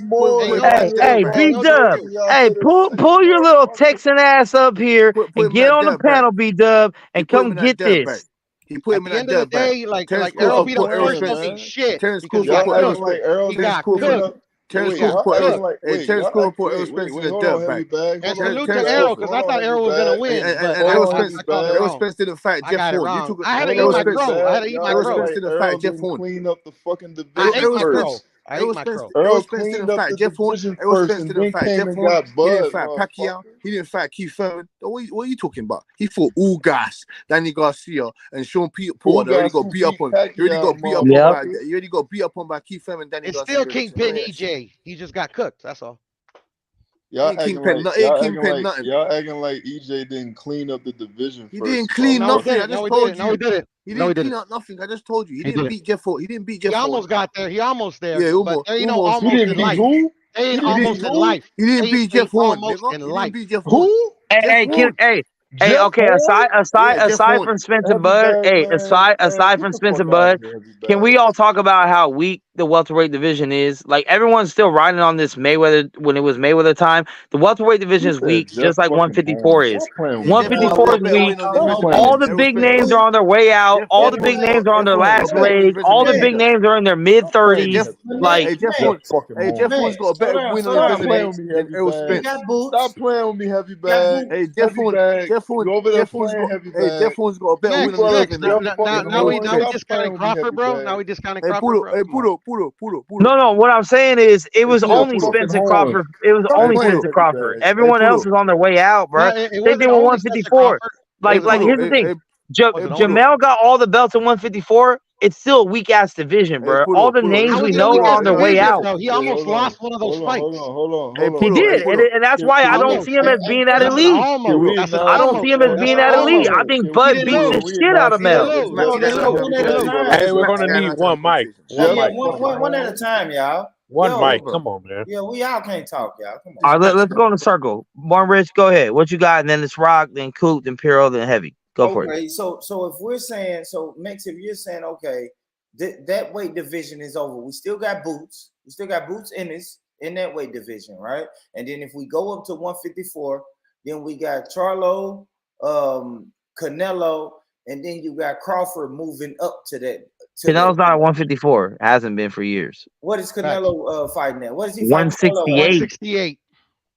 Oh shit! So what is who the fuck is Crawford trying to fight? The other Charlo? Just Charlo. The other Charlo, yeah. The other Charlo? Yeah. Okay. That's like it. The one that Canelo's fighting. Yeah. Canelo's fighting, right? Yeah, but Charlo's moving up from 154 to 168. Well, Canelo's not moving down. Okay, well then he got Charlo. I think the people, let me say this. I guess what I'm saying is, okay, after Crawford beat the shit out of Spence, the people want to see Charlo Crawford. That's his next best fight. In my opinion, you know what I mean, and the next man can go. I mean, I wouldn't mind seeing it, to be honest. That's after this performance, I actually give him a shot, a real good shot. Because he's already said he wants to move up. He doesn't really want to hang around at this weight that he just fought Spence at. So Boots, I'm sorry, Boots, but you're not gonna get a chance. Hey, Rock, you next. What's good? All right. Well, look, man. I think Crawford versus Boots is the next exciting fight at 147. So I wouldn't be opposed to that. Boots is young enough where if he takes a loss to Crawford, we're not gonna put him in the dirt like we try and do with EJ and tell him he need to retire and this, that, and the third, and we don't need a rematch. Like if Boots takes a loss to Crawford right now, it'd be equivalent to Canelo taking a loss to Mayweather, which is, you still got time, you still young, boom, boom, boom, boom. So at 147, if Crawford does decide to stay at 147, which he said this was a little tough for him to make 147 this time around. If he decides to stay at 147, I don't think he needs to fight anybody but Boots or Spence. If he does go up to 154, people are talking about the Charlo rematch. Not rematch, apologize, not rematch, but people are talking about the Charlo fight as if we might not look at Charlo differently after the Canelo fight. So let's see how that pans out, and then I'll see how we all feel as a box community with Charlo going against Crawford. I don't really have a long point except the fact that Heavy Bags brought up Jeff fucking Horn. Who the fuck is Jeff Horn? Why the fuck would you even bring that name up as a formidable opponent that Crawford beat to get one fucking belt? He brought one fucking belt to the table. Errol cleaned up 147 to bring up 3 fucking belts to the table. So don't bring up no fucking Jeff Horn. Don't bring up I'm gonna rip you now. Wait, hold on. I thought this was my turn. Why are you talking during my turn? Who's the moderator? Let's get it under control here. I just want to make it clear that the Heavy Bags is full of shit for bringing up Jeff fucking Horn. Other than that, man, that's my take. Heavy Bags is full of shit for bringing up Jeff Horn. That's my take, bro. I'm done. All right, good shit. That's a layup, Butch. Hey, Big Cool, what you got? Okay. I think Coop sleep, man. Let's let Coop Heavy sleep. Nah, I said I'll let him rebuttal to Jeff Horn. Yeah, let Heavy Bags. Okay, so Heavy Bag, go ahead. Hey, we gonna get the timer on 1 minute. Go for it. What you got, Heavy Bag? So hold on. So hold on, Rock. You want to talk about why am I mentioning Jeff Horn? Errol Spence is the one that said he wanted to fight Jeff Horn. Did he not? And Jeff Horn is the one that beat Manny Pacquiao, which is the best win on Jeff Horn's resume, which is a better win than any win on Errol Spence's resume. And you're talking about he brought one belt to the table. Yes, that belt was the most important piece because Crawford did the right thing, holding on to that and destroying. Bring that belt. Excuse me. Hold on. Excuse me. Why are you doing this to me now? So, like I said, that was the most important piece to the puzzle, which Errol Spence couldn't complete because Terence Bud Crawford said, "Nah, not this day," and whooped his ass. So don't be discrediting Jeff Horn. Jeff Horn would have gave Errol Spence problems the way he looked on Saturday. What are you talking about? Jeff Horn's got a better win on his resume than Errol Spence does. Errol Spence ain't fought no undefeated champions. You're talking about bone collector, eye collector. His bones and eyes got collected on Saturday. So get out of here with that bullshit, man. He needs to go back to the drawing board and forget about it, man. There's a minute. Who next? Who want their minute? Jeff Horn is fucking ass. All right, Rock, 1 minute. Go for it. I think I was next, but go ahead. Oh, go for it, Bureau. All right, where you go? Go. 1 minute. All right. So, yeah, man, Jeff Horn, I mean, that's the reason he got his title. I mean, if he doesn't beat Jeff Horn, he doesn't become undisputed. Two, I picked EJ to win. I had to eat my crow because ever since there was a possibility of them fighting, I had EJ. I picked wrong. It happens. Literally Bud did the exact same thing that EJ did. Like he literally he fought. They have mutual opponents and then other welterweights as well. So the haters can't come and say that like, okay, yeah, he won his undisputed in one fight, where in actuality you got to take the whole reign at welterweight into account because EJ did the same thing, Bud did the same thing as well. So at the end of the day, man, I mean, Bud's case is airtight, man. He's the #1 welterweight in the world, and there is no debate, there's no contention. And if you think different, you're just salty. All right, who next? Cooper. I don't think Boots is ready for that Bud fight. I think he needs to fight somebody like Keith Thurman or some other guys at 47 before he's ready for that fight. Maybe 2 more fights. I agree. Maybe 2 more fights, and then, when Bud's ready to retire, you get that last little bow. All right, now I fight Boots. But go up, fight Charlo. I agree with that, Cool. I want to fight Boots, brother. I'm gonna go with I'm on record, I'm on video on YouTube. Months and months ago, I said this same exact shit. That Bud's gonna beat Spence for undisputed. He's gonna move up and beat Charlo for undisputed. My thing is, if Bud moves up to 154, it makes no sense to move up for no belts against a dude you already dominated when there's a guy with 4 belts right there. Now, whether he loses to Canelo or not, it's easy pickings. If he loses Canelo and he drops down 2 weights, we already know the history of guys that move up 2 weights and come back down. They're gonna lose. So either way, Charlo's gonna lose. He probably lose to Tim Tszyu. He gonna lose to Bud. I'd rather Bud get them belts. You can call it what you want to call it at the end. Oh, it's because Charlo lost. Whatever the case may be. Let Bud gonna make history, bro. One way or another. I don't see anyone at 154 on 147 beating Bud at all. Period. Shit. Oh gosh. Okay. I agree. Who next? Would you want to go? Born Rich? It's on you again. I mean, I agree, man. I hate to keep harping on this weight class. I guess I'd rather pose a question, right? Because we've seen our dear brother Cool Boy and Inoue, they got it in, and Inoue made me a fan, right? I'm a new fan of the Asian motherfucker Inoue. Never seen him fight before. Heard all the hype, and he lived up to all the hype. So I guess I want to pose a question to get off of these other weight divisions. Who do y'all think Inoue, or who would be the best contender for Inoue? That's all I got. That's my time. Yes. Anybody want to answer that? I don't know any of those 122, 126 guys. So there's multiple guys that he could fight. You know what I'm saying to you? They're gonna line up. Well, history's in the making. They're gonna line up Robeisy Ramirez and Inoue most probably sometime next year. You know what I'm saying to you? That'll be an interesting fight at 126. Apart from that, he's going to destroy every single person at 126, in my opinion. At 122, he's gonna beat the fuck out of that Tapales to become 2-time undisputed, just right after Bud Crawford. Robeisy Ramirez poses a decent threat, but he got dropped in his first fight. Even though I don't really put that on anything, just it's some inexperience, but I see Inoue crushing him up. You know what I'm saying to you? And just to swing back on the Bud Crawford and Boots, now that'll just be like a Floyd Mayweather, Canelo Alvarez. He'll bring Boots Ennis to the boxing university. He'll whoop on him, and then everyone's gonna say that he was too green, he wasn't ready. He didn't fight nobody because Roman Villa, Lipin Yates, and what's that guy's name? Castillo Clayton or whatever his name is. Those guys will not be ready preparing you for no Bud Crawford. He'll get his ass whooped. But Inoue is a pound for pound number 2 fighter. Who next? Big Rock? What's good? Rock, you there? Rock sleeping just Rock got knocked out. Figueroa. I want Figueroa.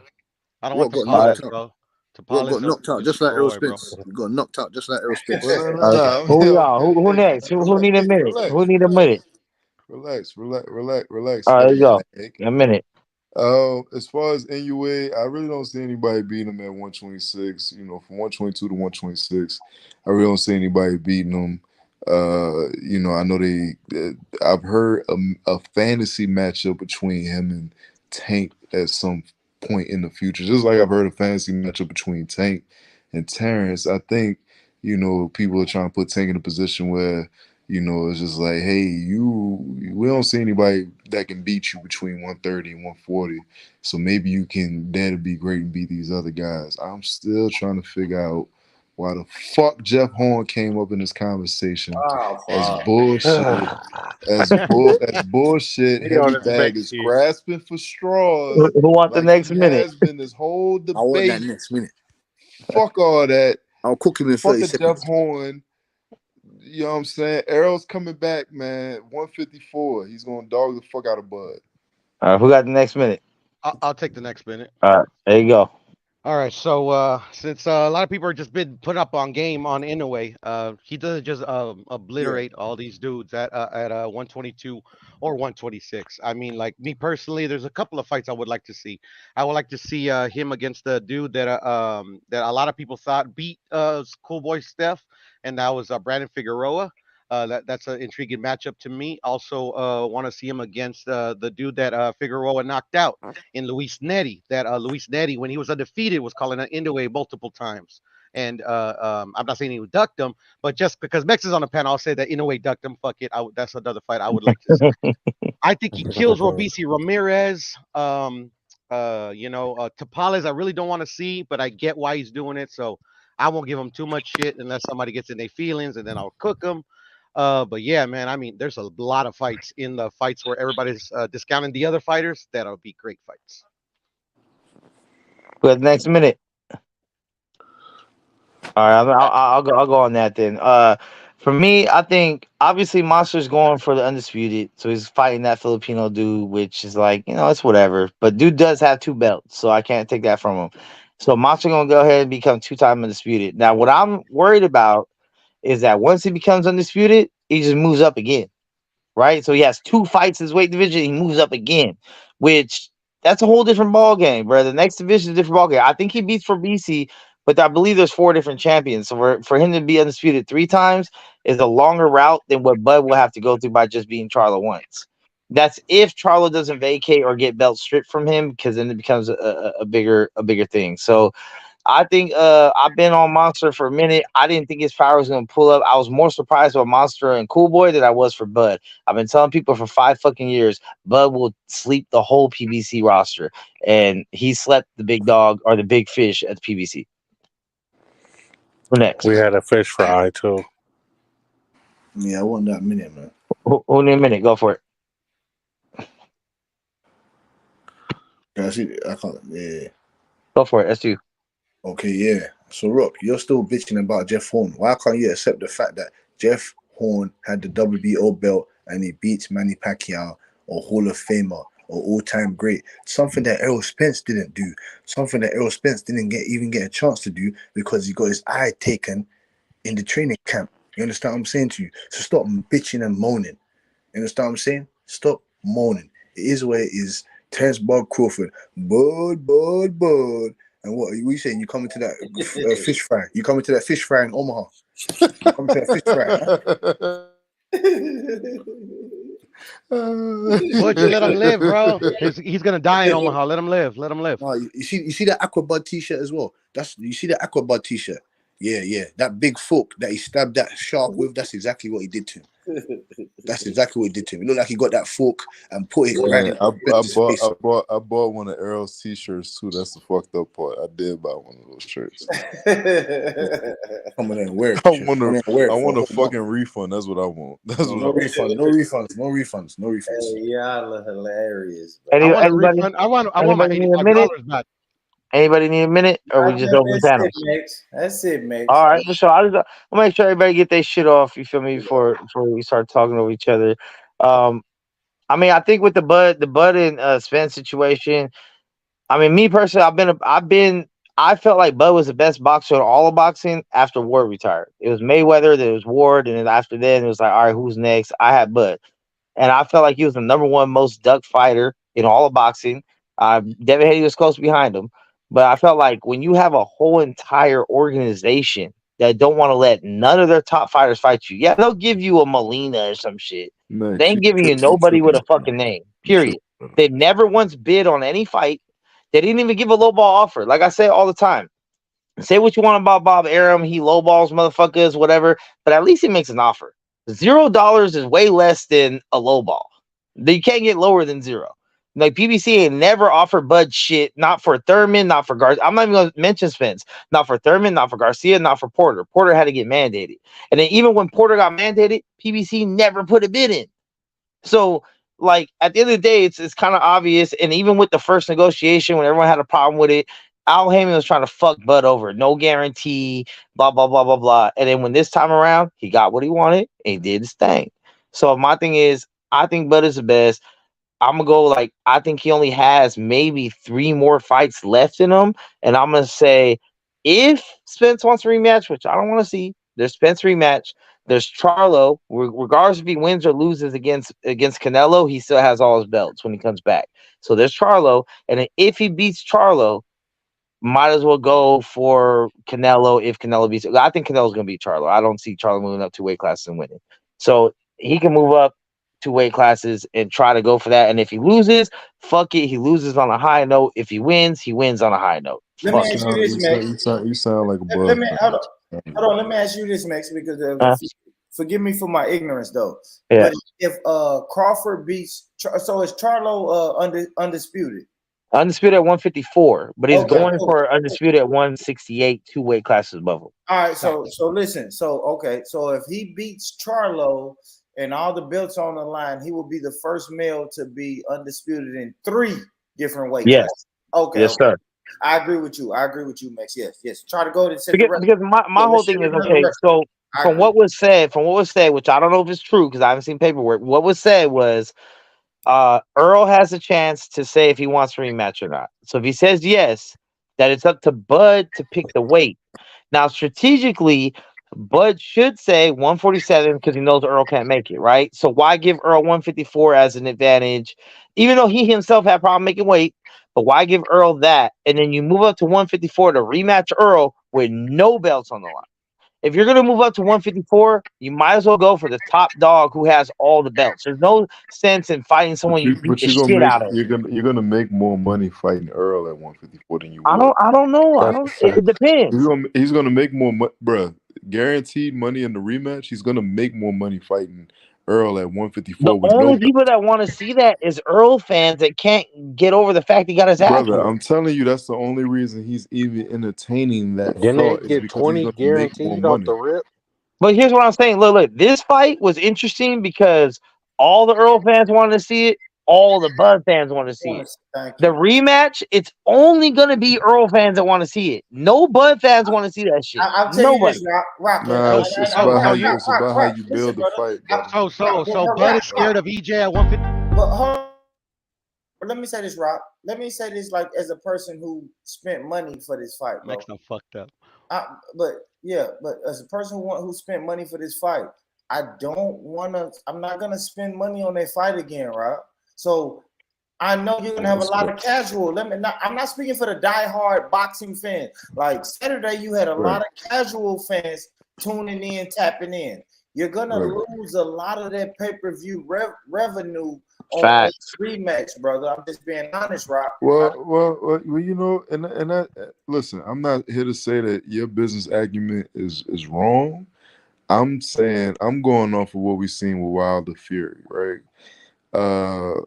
Because be it that the first fight ended in a draw, okay, and the second fight ended in an ass whooping, people still tuned in for the trilogy. So what I'm saying, you know what'll make me want to buy that second fight if Spence come out and he just talking shit like next time I whoop his ass. Coop. This is you're going exactly where I'm going. If Spence comes out and says, listen, he can't fuck with me at 154, he won't dare take. It's about how you sell the fight. We want to like nobody. All right, after the ass whooping, nobody wants to see it. Of course, I'm not taking away the fact that after the ass whooping, even me as a diehard Spence fan, I'm sitting here like, damn, yeah, the December thing. Even though December is probably in the contract. Let's scratch that. Let's fuck all that. Fuck all that December shit. Go ahead and take a fight in between time. Get yourself right. Let's see how you come back, right? But in the case that he says, no, I'm 33. I ain't got that much time to really be cashing out like that for real, especially after ass whooping. He says, I'm gonna go all in on a rematch. And he talks the shit that we know Earl to talk. And he acts out a character like we've never seen before. It's about how you sell the fight. Part of this shit is WWE. Can you shoot a promo? Can you do what we need you to do to make me want to tune into the bullshit? Even if we think we're going to get your ass whooped again. They didn't do no promo until the day before. Bud doesn't want to fight Errol. Hey, that might have worked. That might have worked if Spence would have won at least 2 rounds. You got your ass whooped the whole time. That was at 147, though. That was at 147. But here's the thing. The weight was never a narrative until he lost. Now, if it was a narrative up to the fight, if it was in the build-up, like, yo, I'm not really feeling 147, I'm going to do it for the fans, that would have been different. That don't make no sense. He never once mentioned the weight until after he lost. That made no sense. Hold on, let me get off. Bud knows he cannot beat Errol at 154. That's why Mex just said that Bud is going to make it at 147 because he knows he can't make that weight. Yeah, that's a smart move. But my thing is, why move up smart? How was that smart? Okay, but here's the thing: why move up to 154 for no belts against someone you beat the shit out of? Because there's someone there with all 4 belts. You know he can't lose. He knows he can't win. He can't win. He's gonna get more money fighting Earl at 154 than he will fighting Jermell at 154. He's gonna get more money for Earl. That's now the point. I know why Who's gonna buy that? Who's gonna buy that? It's not about this, bro. You realize only Earl fans are gonna buy that. Only Earl fans. Max, Earl fucked up. He didn't exercise his A side. I'm my bad, Rock. I keep cutting you. Max, you realize they got a guaranteed purse prior to the gate and pay-per-view. They got a guaranteed purse. For sure. So he's gonna get a bigger guaranteed purse 20, right? prior. He's gonna get a bigger guaranteed purse prior to the pay-per-view and the gate for Earl than he would for Jermell, especially if Jermell doesn't beat Canelo. No, but it depends, because if Jermell beats Canelo, then that's a bigger fight. Then we got undoubtedly it's a bigger fight. Max, then me and you on the same page if Jermell beats Canelo. But how many people on this panel believe that Jermell's gonna beat Canelo? Yeah, I don't think he will. All right. But here's the thing too. If Jermell loses a close fight against Canelo, not against Dashlip, a close fight, it's at least more. It's more appealing. Because like, you're yo, dealing with he somebody went that got 12 2 L's rounds in a versus close somebody fight. that got Canelo 1. versus we already seen Bud beat the living shit out of Earl. Period. He cheated though. But we don't know if he can do it at a bigger weight. We just don't know. I mean, look, I'm not gonna lie to y'all, bro. I speak from a biased point of view, right? Because I'm a Bud fan, and I don't like the fact that Earl. I don't like the fact Earl ducked Bud for so long. So therefore, I have Earl didn't duck Bud. I have absolutely. I don't have. Look. I don't have 1 ounce. I don't have 1 ounce. I don't have 1 ounce of sympathy for Spence having trouble making the weight when he waited 5 fucking years to fight the guy. 5 fucking years. He knew his last fight. He knew his last fight. Like, yo, 147 is getting hard. He knew his last fight, but he chose to fight other people than Bud. Brother, and this is why Errol and Bud say why the YouTube fools are goofy. They said it out their own mouth. Well, give me my minute. Give me my minute, man. All right, here you go. Boom. Because listen, I don't. Listen, as a casual boxing fan, I am not tapped in or tuned into boxing just like y'all, you guys are. So what I saw was Bud beat the shit out of Earl Spence, man. I don't know anything about the weight classes, if they're moving up, moving down. I didn't hear any complaints, right? As a casual boxing fan, you know what I heard in that last Tank fight? I heard the Davis guy or Garcia guy, whatever the fuck his name is, keep saying, yo, it's a hydration clause. I feel a little weird at this weight. He was complaining before the fight, and he still got his ass knocked out. So I didn't give a fuck about the weight then. I don't give a fuck about the weight on this fight I just saw Saturday. It was no complaints until he got his ass knocked out. Now all of a sudden he's complaining about the weight. And that's crazy. Errol didn't say nothing. I don't want to see 144, 154, or 164. I don't want to see the rematch. Earl did. Who need the next minute? Minute. Everybody's a casual on YouTube, bro. You good? Earl didn't say anything about the weight. All he said was he hopes is that 154. Earl made it clear that he wasn't fighting anybody else at 147 unless it was Bud Crawford, which means that he already knew that this was in the works. I'm not trying to use the weight drain or anything as an excuse as to why Earl got his ass whooped on Saturday. He got his ass whooped. You signed a contract at 147. So I'm saying in the build up to the rematch, where what people are saying, I don't want to see it. If Earl comes out and says, like, look, he got me at 47, fine. Maybe I was past my prime. Maybe I was past my time at 47, which they had that argument in Oklahoma City at the Jamel Herring fight where I was at, where they did the thing on YouTube. And Bud said, people going to say that you was weight drained and that you wasn't prepared and this, that, and the third. If you do it at 154, you're going to get the best bang for your buck as far as the interest for a rematch. That's all I'm saying. What they don't tell you is how he cheated, though. What they don't tell you is how he cheated.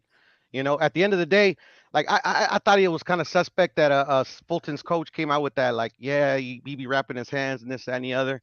But whatever, what's done is done, you know. But at the end of the day, they just to silence all the doubters, in a way, wrapped his hand. I'm sorry. Who cheated? Bud. How?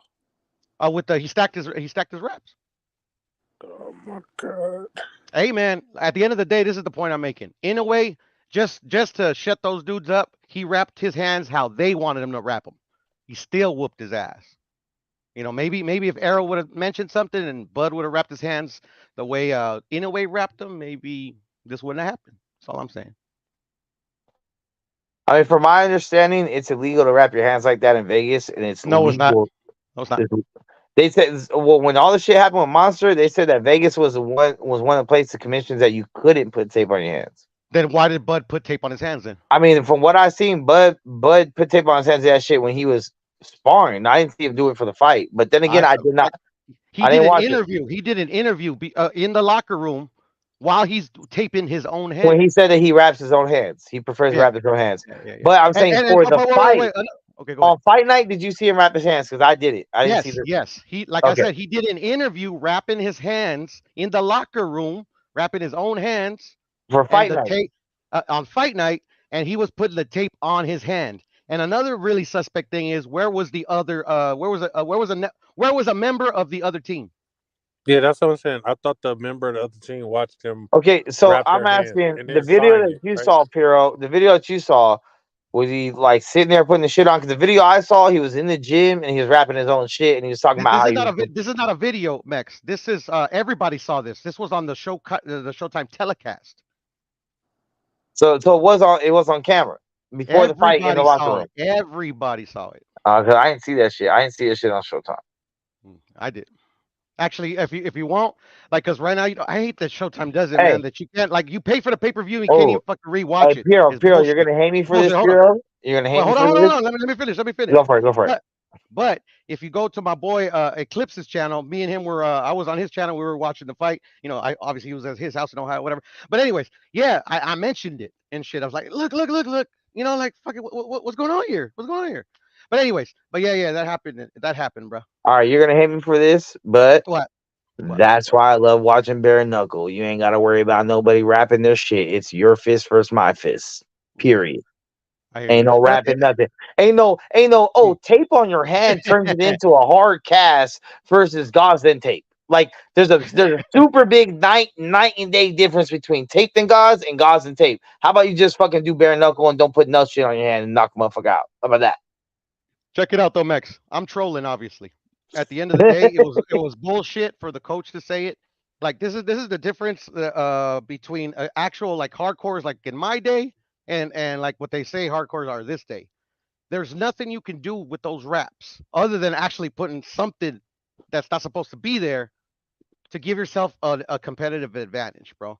Gloves were not designed to make you hit harder and stuff like that. They were literally designed to protect your hands. To protect you, yeah. To protect your hands. That's all they do. They don't do anything else. I don't know why the fuck Tim Bradley, a professional fighter, wanted to push that fucking narrative, talking about doing this makes your hand a cast. That's not how it fucking works. Nah. Yeah, that's like casual. Because here's the thing, even in Bare Knuckle, which I love so much, they tape their wrists and their palms up to the knuckle. They don't tape over the knuckle, but they still want to secure your wrist, your palms, so you don't roll your shit. So they still have some type of like something. But I mean, you know, at the end of the day, it's like, look, the weight and the wrap has nothing to do with timing, has nothing to do with footwork, has nothing to do with defense, has nothing to do with lunging jabs with no defense on top of that, has nothing to do with any of that shit. When it comes to just a skill set, Bud is a more skilled fighter and always has been. Yeah. Yeah, it's these hardcore casuals, bro, that think that they know what they're talking about. I'm like, bro, it's like, shut up. But at the same time, I'm not writing off Earl. I think Earl still beat everyone else, but I think maybe Boots is closer. Looking at what I've seen, I think Boots is a little closer. I thought at the same time, I don't think Boots has beat any top competition in his fucking life. So I can't really put him up there, but as a skill set, I'm like, okay, he can counter. He's fast. He's long. I get that. Now that he has a game plan, now that he's seen the Bud fight, he's like, okay, if I could just do the same shit Bud did, I could probably win. Now, before the Bud fight, he might try his own style, his own counters, his own whatever. But if you got a blueprint now, like, hey, this worked and it worked very good. Let me just do the same thing. I think Boots might be able to win. Who knows? I think it comes more to coaching because he has the skill to do it. Yeah. No, and that's the thing. That's the thing. Like everybody brings up excuse after excuse after excuse, but like literally, like I hear all the time that like it's because of the science. You got to know the science, but nobody ever breaks down the science. I never hear in anybody's excuse on any fight, not just this one, why a particular fighter was successful against another fighter or whatever. At the end of the day, bro, we broke it down a little bit on Mark's channel, Mex. Like, where were the feints? None. Like none of their fighters. This is boxing 101. When you fight a counter puncher, like if you don't feint, you're literally lowering your odds. Exactly. That's why Arrow.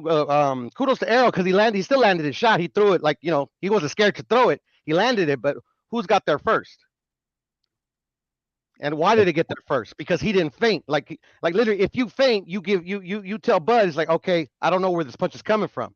But if you literally telegraph your fucking jab to the body and then start your fucking your overhand left, like literally, like Bud sees, like, okay, his chin's wide open. I got this. Boom. So I just looked at the Nevada commission thing, and I was reading it on Rapping Hands.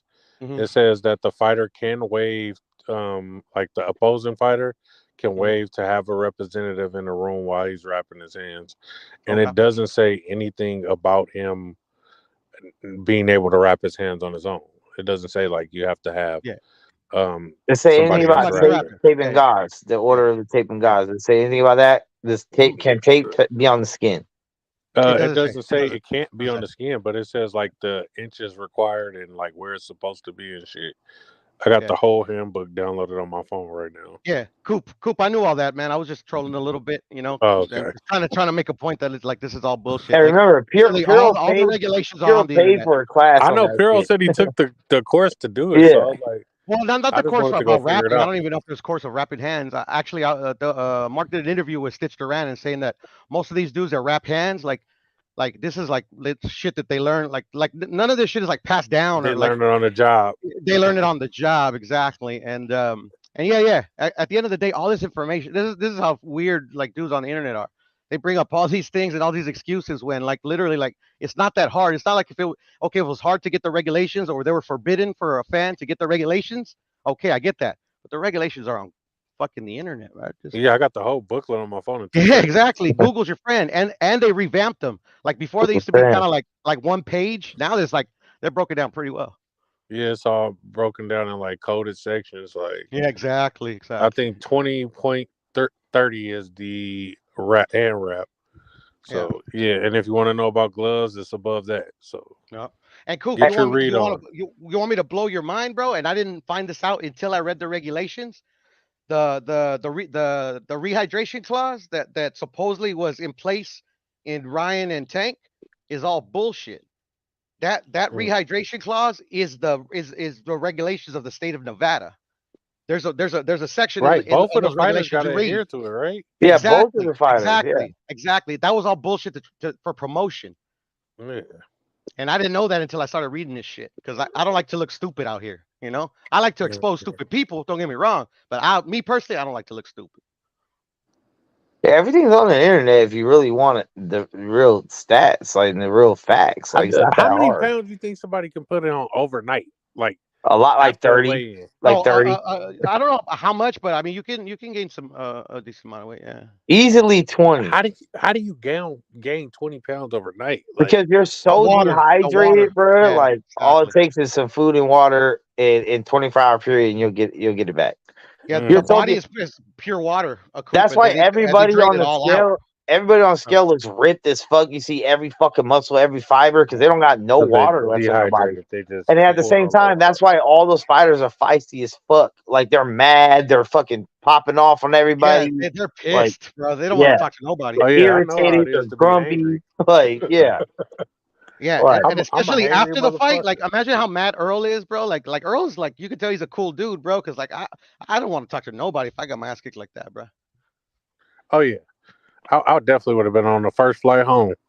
Some dudes are like that too. They'll get mad at like the fucking interviewer and shit, bro. They're like yell at him and shit. I've seen that before. Bro, I got my ass whooped like that. I would have been on a private jet on the way home. I would have been like Devin Haney. I would have ran out the fucking arena and shit. Man, I'm out of here, bro. Because at the end of the day, bro, I already lost, man. Like fuck, bro, I'm out. I don't give a fuck. I'm gonna look more bad than I already do. I'm out of here. You can't really look much worse than that. Yeah, right. I'm gone, bro. You know. You know, and especially we all know Shakur's a known capper, bro. So I mean, take me to the tarmac. I'm out of here. Yeah. Now I will say this: after this fight, I am so happy. Like I'm not so happy, but I'm kind of glad. I'm not glad. I don't like saying this out loud, but knock your shit, bro. Like I'm kind of happy T.O. beat Josh Taylor because if Josh Taylor moved up to 147, he would have got fucking demolished by Bud too. Right? Like, nah, that's a fact, bro. He would have got fucking destroyed. It probably been 3-round fight, dog. It would have been 3-round fight. He's done. That is like if you got beat that bad by T.O., Bud would have did you dirty. Like T.O. styled on. We never seen T.O. fight like that though, Max. I never seen him ever. I think early in his career he was a little more of a boxer that had pop, and then he fell in love with the knockout. You know, a lot of fighters do that. They get a couple knockouts and start falling in love with it. They look for it, and they don't box the same no more. Yeah, don't get me wrong, but that's the thing though. That's a misconception, bro. You don't forget just because you start getting knockouts, bro. Literally, your boxing skills what leads to the knockout.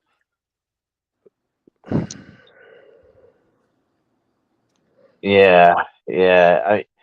But now I would say this, like Bud and Earl both look like they're done with 147. You know what I'm saying? Mhm. So they look like they're moving up 154 each. I don't want to see that rematch, honestly. I would rather here's what I'd rather see. I'd rather see Bud go ahead and fight Charlo. If he beats Charlo and then Spence gets a little 154, I move up to where I beat someone decent, then they rematch for all the belts again.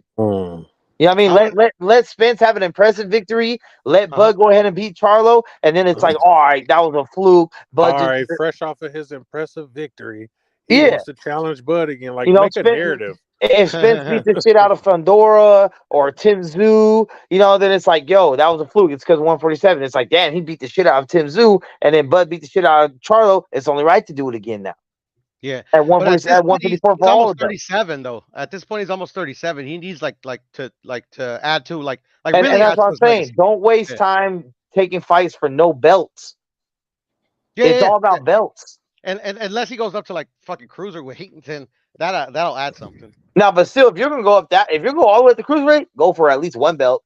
Go fight, go fight Badu Jack or some shit. Well, I mean, that's true. Badu Jack just won the cruiserweight belt, and that's an easy fight. But that's the thing. He needs like moving up to you go Opatea. You got Richard Riakpo, multiple guys over there. They made the fight, Butch. I totally forgot to tell you. They made the fight. Did you know? Yeah, of course, man. We're gonna bust him up. I was thinking of you, bro. I was like, oh man, we gonna watch this shit, bro. Yeah, watch this shit. Just because you're my homie, bro, I'm going for Reactor, bro. Reactor, put him in the dirt, bro. All the way, put him in the dirt. Put him in the dirt. We're gonna be the IBF new champion. We're gonna fuck his shit up. We're gonna beat the fucking hammer his face off with mad power. The Nightmare, the Dark Train Nightmare is coming. We're gonna smash that guy. Wait, who are you talking about? Richie Riakpo. You're gonna hear the name. I don't know who that is. Yeah, you don't know who that. Yeah, Max is a casual, bro. He just like cruiserweight is like a lost division, bro. I mean, cruiserweight and bridgerweight. I really don't fuck with cruiserweight either, but still, man. I mean, that's my homie. So Richard Riakpo. The only reason I even paid attention to cruiserweight was because of Usyk. I don't even care about Usyk. I paid attention because of Cool Boy. No, cruiserweight. Cruiser is up under heavy. Yeah. Oh, okay. Well, it's under Holyfield. Evander Holyfield is like the greatest champion of that. Yeah, that too. Yeah, when Evander was making this run, that was a good cruiserweight time, and that was about it. Niggas went from light heavyweight to heavy. Like those days. Yeah, well, I mean, not those days, but before that. Yeah, Max, I want a Canelo versus Bud, bro. If it could be made. No, Bud should go. I think Bud styles on him. I don't think Bud stops him or beats the shit out of him. I think he could just outbox him and stay away from the power. Well, I mean, he has to prove that though, because at the end of the day, man, I mean, we know now that he's better than Earl, but he had to prove it. Here's my only thing for Bud, and this is what I feel bad about Bud. It took him so long to get this name and notoriety that whoever he fights now is probably on the way out. So, before this fight happened, I said Spence got a bunch of built-in excuses. Oh, I was already gonna move up because before the fight happened, he said, "No matter what happens, I'm moving up to 154 after this," which lets you know I'm having a problem making the weight. And there's an excuse. Then the layoff, the car accidents, there's an excuse. If he loses because he ain't fought for a while, he had the car accidents, he was gonna move up to 154 anyway, he only stayed down for Bud. He has all the excuses. Then if it happens with Canelo, where Canelo is, Canelo's on the way, he's on the back end of his career. I'm not saying the way out, but he's on the back end. So if Canelo loses, he already lost to Bivol. If he loses to Bud, it's just like he's on the way out. And if he retires after Bud, it's like, well, that was the last fight. He was done anyway. Bud's never going to get the credit he deserves. There is no prime fighter for him to beat the shit out of other than Earl. And even right now, people are making excuses. No, Canelo is would add to his Canelo in a loss would add to his legacy. If he beats Canelo, it would add to his legacy. But for Canelo, even if he loses. Yeah, I mean, if he loses, he tried, right? Well, yeah, exactly. And at the end of the day, I don't like that as an excuse for a loss. But for your legacy, man, and it means something. I hate all that fucking dare to be great shit. I hate that shit. I'm like, you lost. Who cares if you dare to be great? Yeah, you should have not dared to be great then. No, I don't say don't try. But at the end of the day, in the immediate aftermath, it doesn't matter. you lost. It's like, yo, if fucking if Devin Haney goes up to fucking fight Usyk, it's like, oh, that would be great. Like, no, who gives a fuck? Why would you do that? That's why, low key, I wish, because it took so long. I wish he didn't, because it took so long. I wish he would have just said fuck Errol and moved up, bro. Because at the end of the day, bro, like shit, he's old now, bro. Like, what if he fucking Father Time could catch up to anybody at any moment. You don't know when that's gonna happen. Yeah, give you the very next fight. Exactly. And at the end of the day, bro, like literally, like I disagree with you. Like I like Bud. I've always liked Bud, but they've always had him on a pedestal, bro. Him and Earl, you know, and him and certain other fighters, bro. Like literally, he was already number one pound for pound, and this is the first time he's fought in a fight where like he wasn't the overwhelming favorite. You get what I'm saying? So like now, in my opinion, he's right there up there with whoever you want to put on the pound for pound, you know, within reason, because I think it's corny to have Devin, Tank, and Shakur up there, but that's just me. But yeah, man, I hope Bud ends his career strong, you know. I mean, when you think about it though, Jermell, Jamal, and Earl are all the same age. Yeah, man, that's unfortunate, man. And look at Jamal, bro. Jamal is fuck, bro. I He's feel bad for done. the dude. He's done, bro. I feel bad for the dude. And you know, like literally, like fuck, bro. Like the one dude I'll never feel bad for is Boo Boo, bro, because that guy's just a fucking capper and don't do shit. But you know, I feel bad. I mean, Boo Boo was one of the most ducked fighters though in boxing, but then he wasn't ducked, bro. But then he ducked the other guy. He ducked the dude that's the champ right now. That's the thing. That's the thing. If you believe that, Mex, you can't put him. He's one of the most ducked fighters, bro. You can't duck and then call somebody else a duck. Yeah, I mean, no, I think you can. You can still be ducked by. You could be ducked by 5 dudes and still duck another dude. That doesn't mean you weren't ducked by the other 5. Like, nah, it don't work that way. What's bro. the guy's name? It don't work that way. What's that European's name? It's fuck. I always forget that dude's name. Bro, when you've never won a title, like a legitimate title, bro. He's had a title every division. No, he hasn't. He's won vacant titles off of dudes that like literally like J-Rock beat up. Oh, Janibek. Yeah, he dug Janibek, right? Not Janibek. I don't know. Janibek. Well, I'm saying Boo Boo dug Janibek. I'm saying no. Like at the end of the day, like I don't know why they didn't take it. I'm gonna fucking keep it consistent like I always do, unless I'm capping. Like I ain't gonna call that a duck. But at the end of the day, Janibek, all he did, like he's starting to say that he ducked them all the time, but the only thing he did is what Boo Boo did. You literally got elevated off of the interim title. What are we talking about? Like, bro, like you didn't beat him, and even if you would have beat him, he didn't beat nobody to get that. You get what I'm saying? At the end of the day, you got to add context, and I'm not saying right now you could cap and people will believe you. How can it be when Boo Boo retires? People are gonna be like, "Yeah, this guy." Okay, but if 2 fighters fight for a vacant title, how's it their fault? Because the champion vacated the shit. Whether they moved up, which is a good reason, they moved up or they got stripped or whatever, they had to vacate. It's not the challengers. It's not the 2 challengers that not fighting the champion. It's not their fault they're not trying to fight the champion. The champion vacated or got stripped. Max, and you're speaking facts, but the thing is, in Boo Boo's case, he's went his whole career without challenging a reigning champion. But in Boo Boo's case, he was the last. Look, Canelo could have been undisputed at 2 weight classes a long time ago. He only had one dude to fight, and that was Boo Boo. And he chose to move up. Yeah, but they stripped him, so no, he couldn't have become it. They stripped him after though. He had he tried to make the Boo Boo fight. The IBF said no. They stripped him. I don't know. I've never heard a report of Canelo ever trying to make the Boo Boo fight. Max, that's because like literally you just go by what you hear on other YouTube channels. I go by what Canelo said. What happened? I go by what Canelo said. Canelo's never wanted to fight him, don't want to fight him, think he's shit, has never had intentions to fight him. He's never wanted to. When did Canelo say that? To his face, when he said, "I'll never fight you," and you you gotta do more. At that moment, he didn't say, "Hey, I tried to fight you a long time ago, bro," and it didn't happen. He just said, "No, I'll never fight you." He doesn't need to say that. He doesn't need to say that because at that point, Boo Boo is just begging for a fight when he hasn't earned it. So he's like, "Fuck you! I had to earn every inch." Like literally, like motherfuckers cap on me all the time. They fucking want me to fight you for some reason. Like no, like to me, if I'm Canelo, I'm looking at Boo Boo like, "Fuck you! You're the problem in boxing." I don't know. I think Boo Boo's been ducked by a lot of people, bro. Like Not just Canelo. We can take Canelo out of it. I think he's been ducked by the rest of the division. He's been ducked by the Can't really say that. He's been ducked by the Charlos. He was ducked by Derbyachenko. He was ducked by Munguia. What did the old Golovkin 40? He was ducked by Munguia. He was ducked by Murata. He was ducked by Triple G. He was ducked by a lot of people. You say it with nothing to you don't have a rock to stand on, because like literally like you go by what he's saying. If you do a bit of research, it's just like the Coop who brought up the regulations. If you just go on the internet, everything is explained why none of these fools duck that dude. No, like I get this. He's high risk, low reward, right? You're not gonna get shit to fight this fool. You're not gonna get a pay-per-view out of it. It's not high risk, low reward, bro. It's that whoever's moved his career the way he moved it is that he's never fought anybody. So why would I give you a chance if like literally you didn't even do like so who do you blame for that? You gotta blame the promoter, right?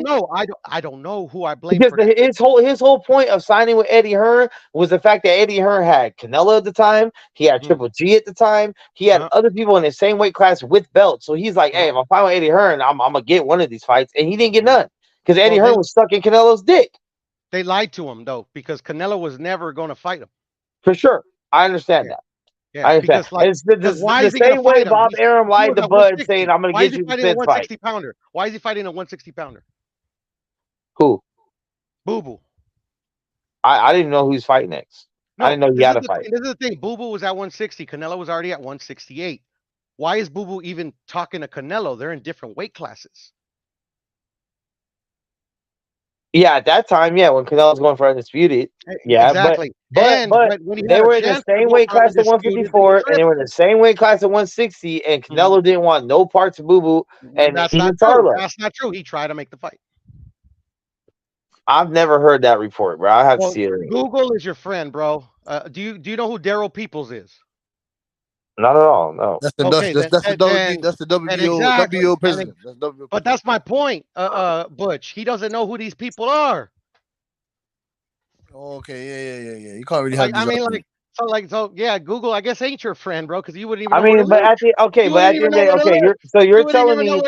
Okay, so I'm asking you. So you're telling me this dude, Darren Peoples, or whatever, is a WBL president. Right? He's the IBF president. IBF president. So hold on. What I'm asking is. Sorry, Butch, one quick question. So the presidents of these organizations, their word is gold. Yes. So we gonna bring up Mauricio Sulaiman? Do you want to bring up Mauricio? Do you want to bring up Mauricio? Yeah, I do want to bring up Mauricio. That lied his ass off for the past 8 years since he became in position. No, he didn't lie. He never that lied. That motherfucker stay woofing every time. The franchise belt is not transferable. Oh, never mind, it is. Name me one lie. Name me one lie.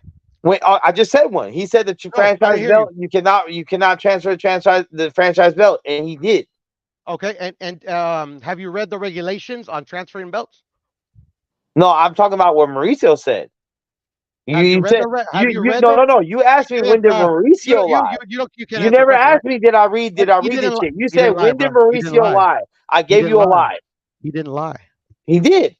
No, he didn't. He said out of his own mouth that the franchise belt cannot be transferred on a fight. It's not a real belt to be if you lose it and the other person gets franchised. Okay, I get what you're saying. And then when it happened with Lomachenko and Devin and not Devin Haney, Lomachenko and Teofimo, all of a sudden you can transfer it. No, I get what you're saying. He lied about not being able to transfer the title when in the regulations it clearly says that there's ways around that. And I get that. So therefore, it's like the regulations say one thing. He lied about that. Okay, I get you. All right. You know what I'm saying? And so, but it's like he says. But I'm gonna say I don't even want to use Mauricio because he's probably the worst example. Like he backtracks and contradicts all the time. And he's very vocal, so therefore he has a lot of things on record you can look at. A lot of these other guys, like you said, Darren Peoples, I don't know who he is because I haven't seen him in any interviews. I haven't seen him doing press conferences. No, because he's not stupid like Mauricio. Exactly. And that's smart. It depends how you look at it. It depends how you look at it. Like he's out there, like actually he normally tells the truth, but he knows that people ignore the truth. So he's like, okay, what's the harm? Like Devin Haney, for example. Do you know he's fighting Regis Prograis, right? Supposedly, yeah. No, not supposedly. Signed, sealed, delivered. Oh, they're signed already? Oh, yes, sir. So now that you have that information, you know Devin gets to keep his belt, right? Yeah, at 135. Yeah, and he has a mandatory pending at 140. Just like it sounds familiar, right? And you know they made him champion in recess, right? So pretty much he's kind of the franchise without officially being the franchise. No, he's not the franchise at all. But this is the thing. Well, that's kind of the Charlo shit, though. That's what's happening right now with Charlo. Charlo gets to go up, contend for another belt, and then still keeps his belts because he's contending for a higher belt. Yeah, no, but the thing is that this is the thing, though. This was weird, and I still have the regulations up too because I'm like fucking Mauricio and fucking Bill. Mauricio didn't have to give him the franchise, bro. He could have made him champion in recess just like Devin.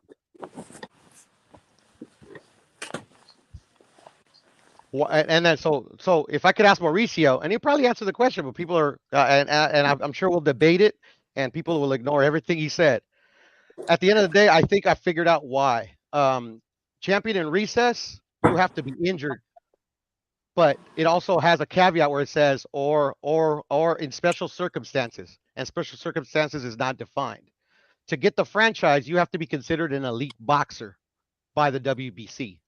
And for them, they kind of make that vague. But at the end of the day, like Lomachenko was like that dude at that time. So I can see why they gave him that franchise status.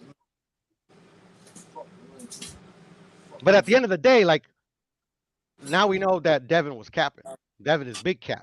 And now that he needs to keep it, now that he wants to keep his belt, he ain't, I bet you nobody will say a word.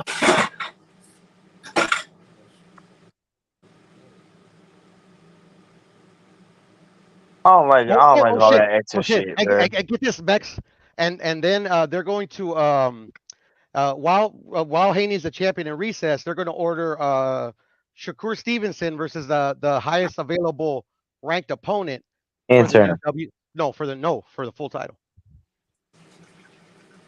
What do you mean for the full? How's the WBC champion for the WBC champion? How's it not like an interim though? If Devin Haney gets to keep his because they're not putting the interim tag on it. He's just going to be the WBC lightweight champion. So there's going to be two of them. Yep, there's going to be the champion in recess, Devin Haney, and then there's going to be the WBC lightweight champion. Oh, that's crazy. I'm telling you, bro. So wait. If Devin is a champion in recess, then he's technically not undisputed. and on we go in this carousel, right? And it's always WBC in the middle of this fucking bullshit, bro. And that's where I agree with you wholeheartedly.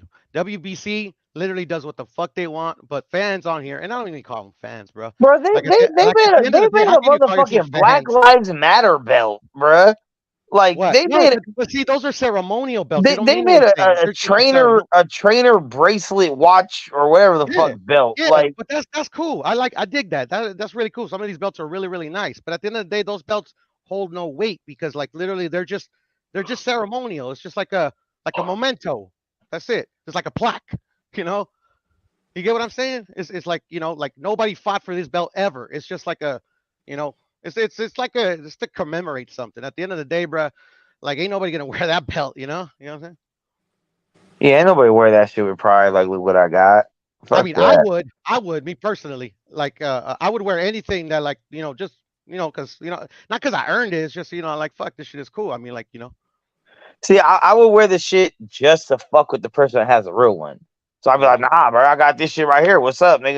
You know what I mean? Like, you want this? Like, yeah. But see, but at the end of the day, the boxers, like, I mean, everybody fucking, everybody forgets everything when it's convenient for them. I remember one time when they were interviewing Devin Haney, and fucking Devin Haney holds it up proudly too. He's like, look, this is the WBC championship belt. This is Loma's belt. He gave me this belt. He didn't want it. He just gave it to me.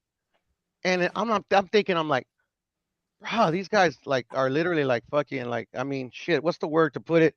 Like scandalous. That's the best way I can put it. Like this motherfucker is like literally gloating that he got a free belt and nobody bats an eye. Yeah, no, I get the point that he got given the belt as far as like because you know the franchise and he got awarded the belt. But then after that point, he defended it a lot of times where he That was don't a mean real nothing. champion. But that don't mean He was a nothing. He real wasn't. champion at that That point in doesn't make time. you a real champion. In my That eyes, it makes you a doesn't real make you a real. champ. No, it doesn't. No, it doesn't. If you have 4 or 5 title defenses, how is that not? Okay, so Shakur's gonna fight the highest ranked available opponent, and it's funny that in their press release they worded it that way. They didn't put a name on it because they could have. So literally, shit. Let me do this so I could just so I could drive this point home, because at the end of the day, this ain't on Devin anymore. Devin is just doing what Lomachenko did before him, and what countless other boxers have done, is like take an opportunity that's given to him. So at the end of the day, I criticized Devin because like I didn't want him to turn into a boo-boo. But at the end of the day, he ended up fighting Kambosos, and for me, the argument was over. Kambosos was a legitimate champion that off a belt or belts that he won off of Tio. So at the end of the day, I mean, I'm not gonna be an idiot just to argue. Do you get what I'm saying? The argument was over as soon as he became a legitimate champion in my eyes. So, anyways, Shakur. So Shakur, technically, the highest available ranked opponent would be Vasily Lomachenko. But say Vasily takes a lot of money to fight, I don't know, Tank. He's not available. The third guy is Dennis Baranchyk. I've heard of him, never really seen him fight, but say he's not available. So say we go all the way down, and he fights Francisco Pantera. I don't know who the fuck that is. Whatever, but Shakur Stevenson is fighting for the fucking the championship of the world against Francisco Pantera. Shakur's gonna fucking be like talk the same shit that Devin talked. At the end of the day, he's gonna beat another Yoshino, but this time it's for a title. This time all the fucking Shakur Stevenson fucking nut huggers, they're gonna defend him to the death. These fighters know this. At the end of the day, bro, like this is a bunch of bullshit, bro.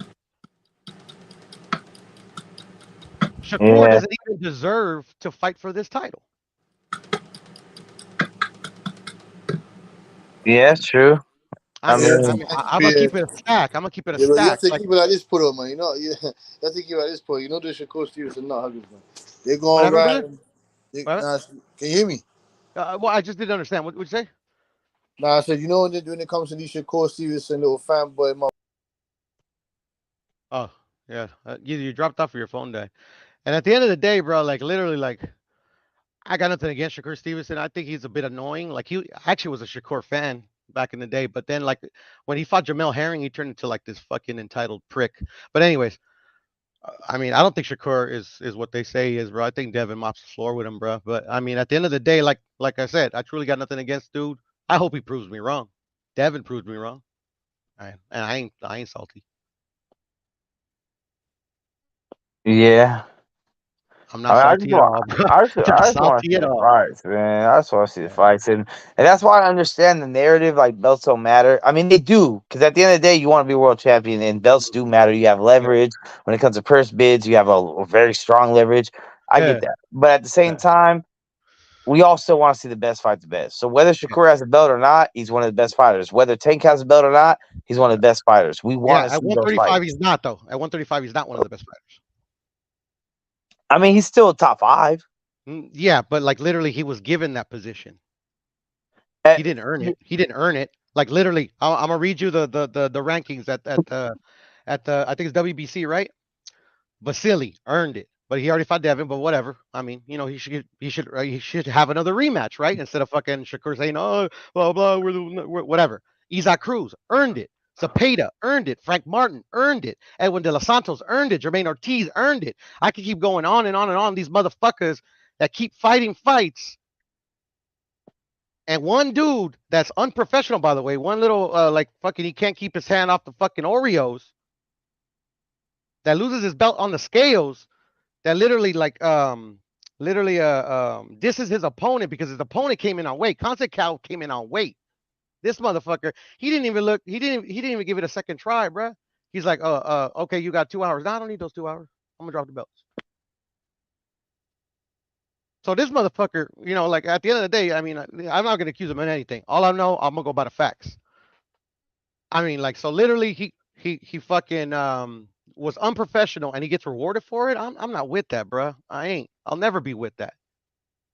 Like you were saying about Bud Crawford, like being disrespected, this and the other, bruh. Like his own stablemate is disrespecting him, bro. And when Bud it had to came earn to everything. Bud had to earn everything. When it came to Shakur, that's why I said, like, I didn't like with that whole Devin Haney, the split shit. I was just like, tough tits, motherfucker. Like, you missed weight, you lost your belts, or else you'd be able to mandate that fight. Yeah. You could have had that fight as a champion moving up, and Devin having all the belts. You could have mandated that, but you missed weight, you lost your belt, and same thing with Benavidez. Benavidez lost his belt in the scale, he lost his belt with Coke. I felt like, hey, bro, you missed out on the Canelo sweepstakes because of that. But in Devin Benavidez's case, I feel like he's done enough since to earn his spot back to be the next up. There's no one else in that division. And I can't say yes, there is. Yes, there is. It's just, like David wants the money, because he has no chance against Canelo. But anyways, at the end of the day, is like even David held no consequences for losing his belt on the scale because they offered him Artur Beterbiev. Like he begged them to give him a title shot. The title shot they gave him, though, he didn't like. Yeah. I mean, that's really who I'm looking forward to seeing fight against Beterbiev. Like, I honestly, with the whole injury, who's he fighting? Callum Smith or with Callum Smith? Callum Smith, yeah. Yeah, he ain't injured. He ain't injured, bro. He ducking him. Yeah, that's what I'm saying. I wouldn't even consider it. Here's the thing: I'm not gonna consider it a duck if he fights a better fight. If he fights a trasher fight, then come on, bro. But if he is making up an injury to not fight Callum Smith to line up a Bivol fight or a Canelo fight, all right, cool. I'm good with that. I ain't tripping. The Canelo fight, I get. But the thing is, at the end of the day, though, Max, he already offered a Bivol a contract to fight. He turned it down. Bivol turned it down? Yep. I mean, that makes sense, bro. That motherfucker's a beast, bro. But that's the thing, too. It don't make sense to me, Max. I know it makes sense to you, bro, because you give these guys endless supply of passes. No. Here's the thing. He's still a bitch for not doing it. But I understand why you're bitching out. You know what I'm saying? Like, I don't, Max, because fighters fight, bro. Fighters fight. At the end of the day, Errol Spence didn't bitch out. He did. He took his ass beaten. Well, no, he didn't bitch out. The ref bitched him out. The ref bitched him out. Like a motherfucking G. The ref bitched him out. Let him go out on the field. And check it out, bro. He gave his some of his own money to Bud just to get his ass beat, bro. At the end of the day, bro, like motherfuckers. Hey, at least he got paid a lot of money to get his ass beat. And I get that. See, that I get. That I get. But at the end of the day, bro, like like people that telling me that, like, okay, yeah, this guy turned down, and I could understand why, because he's a beast. I'm like, why the fuck are you boxing, bro? Like, literally go ask for handouts at the welfare office. They give out handouts. In boxing, they ain't supposed to give out handouts. But boxing is changing. Boxing ain't like my day, where like literally they stood, like, fuck, bro. They were men, bro. Unfortunately, yeah. I mean, even boxers aren't men anymore, bro. What's going on with our society, bro? And that's what I'm saying. Like, these are supposed to be the representatives of the ultimate gladiators, bro. Exactly. And that's why I say, let them go out. Let them get their ass beat. Let them be bloody with an eye swollen, with their teeth knocked out, because that's what we paid to see. Because if a motherfucker goes through all that and somehow still wins in the end, then he's a fucking legend. And if not, he gave it his all. But for refs to come in and be like, I seen you get punched 5 times, I'm cool. Nah, bro, let them. This is what they signed up for, bro. Like, no, it's a fact. It's a fact. Nobody wants them to die, and nobody, and they're not we don't trying to kill each die. other, and they ain't trying to kill each other. But at the end of the day, shit happens. Yeah, it's occupational hazard. It is. So if you take it back to the gladiator days, when these dudes were really fighting to the death, or at least fighting until they fucking, you know what I mean? Like, they might be missing an arm and leg, but they won. They're fighting to survive. You know, like the lion might have ripped off their arm and their leg, but they killed that motherfucker and they're a legend. They're a legend with no arm or leg, but they're a legend. And they're getting free pussy for the rest of their life, man. Just forever. Forever. With one leg and one arm and a half a dick, they're getting free pussy. They still getting pussy. You feel me? It's like, it don't get uglier than that. Shit, man. I had to take that layup, bro. But I say that shit about myself all the time. So hey, bro. I'm 37 years old. I know where the fuck I'm at in life. Right. Yeah, I never got a bitch off my looks.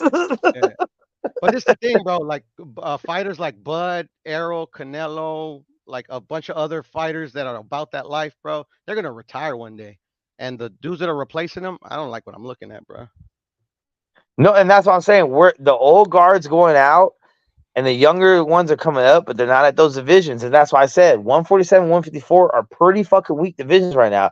We keep thinking of the times like 5 years ago, 6 years ago when it was cracking. It's not that no more. There's only a couple young fighters coming up.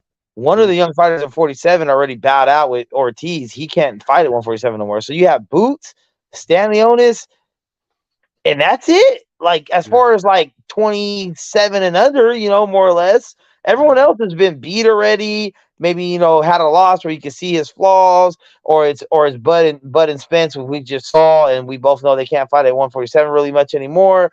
Yeah. And then we look at 154, all the names we knew are on their way out. Hurd, Rosario, like Lubin, all those dudes are on the way out. Like, they're still good fights because they're all B levels, so they're still competitive, but they're not on the upper echelon of future Hall of Famer fighters. They're not that. Yeah. And at the end of the day, bro, like I've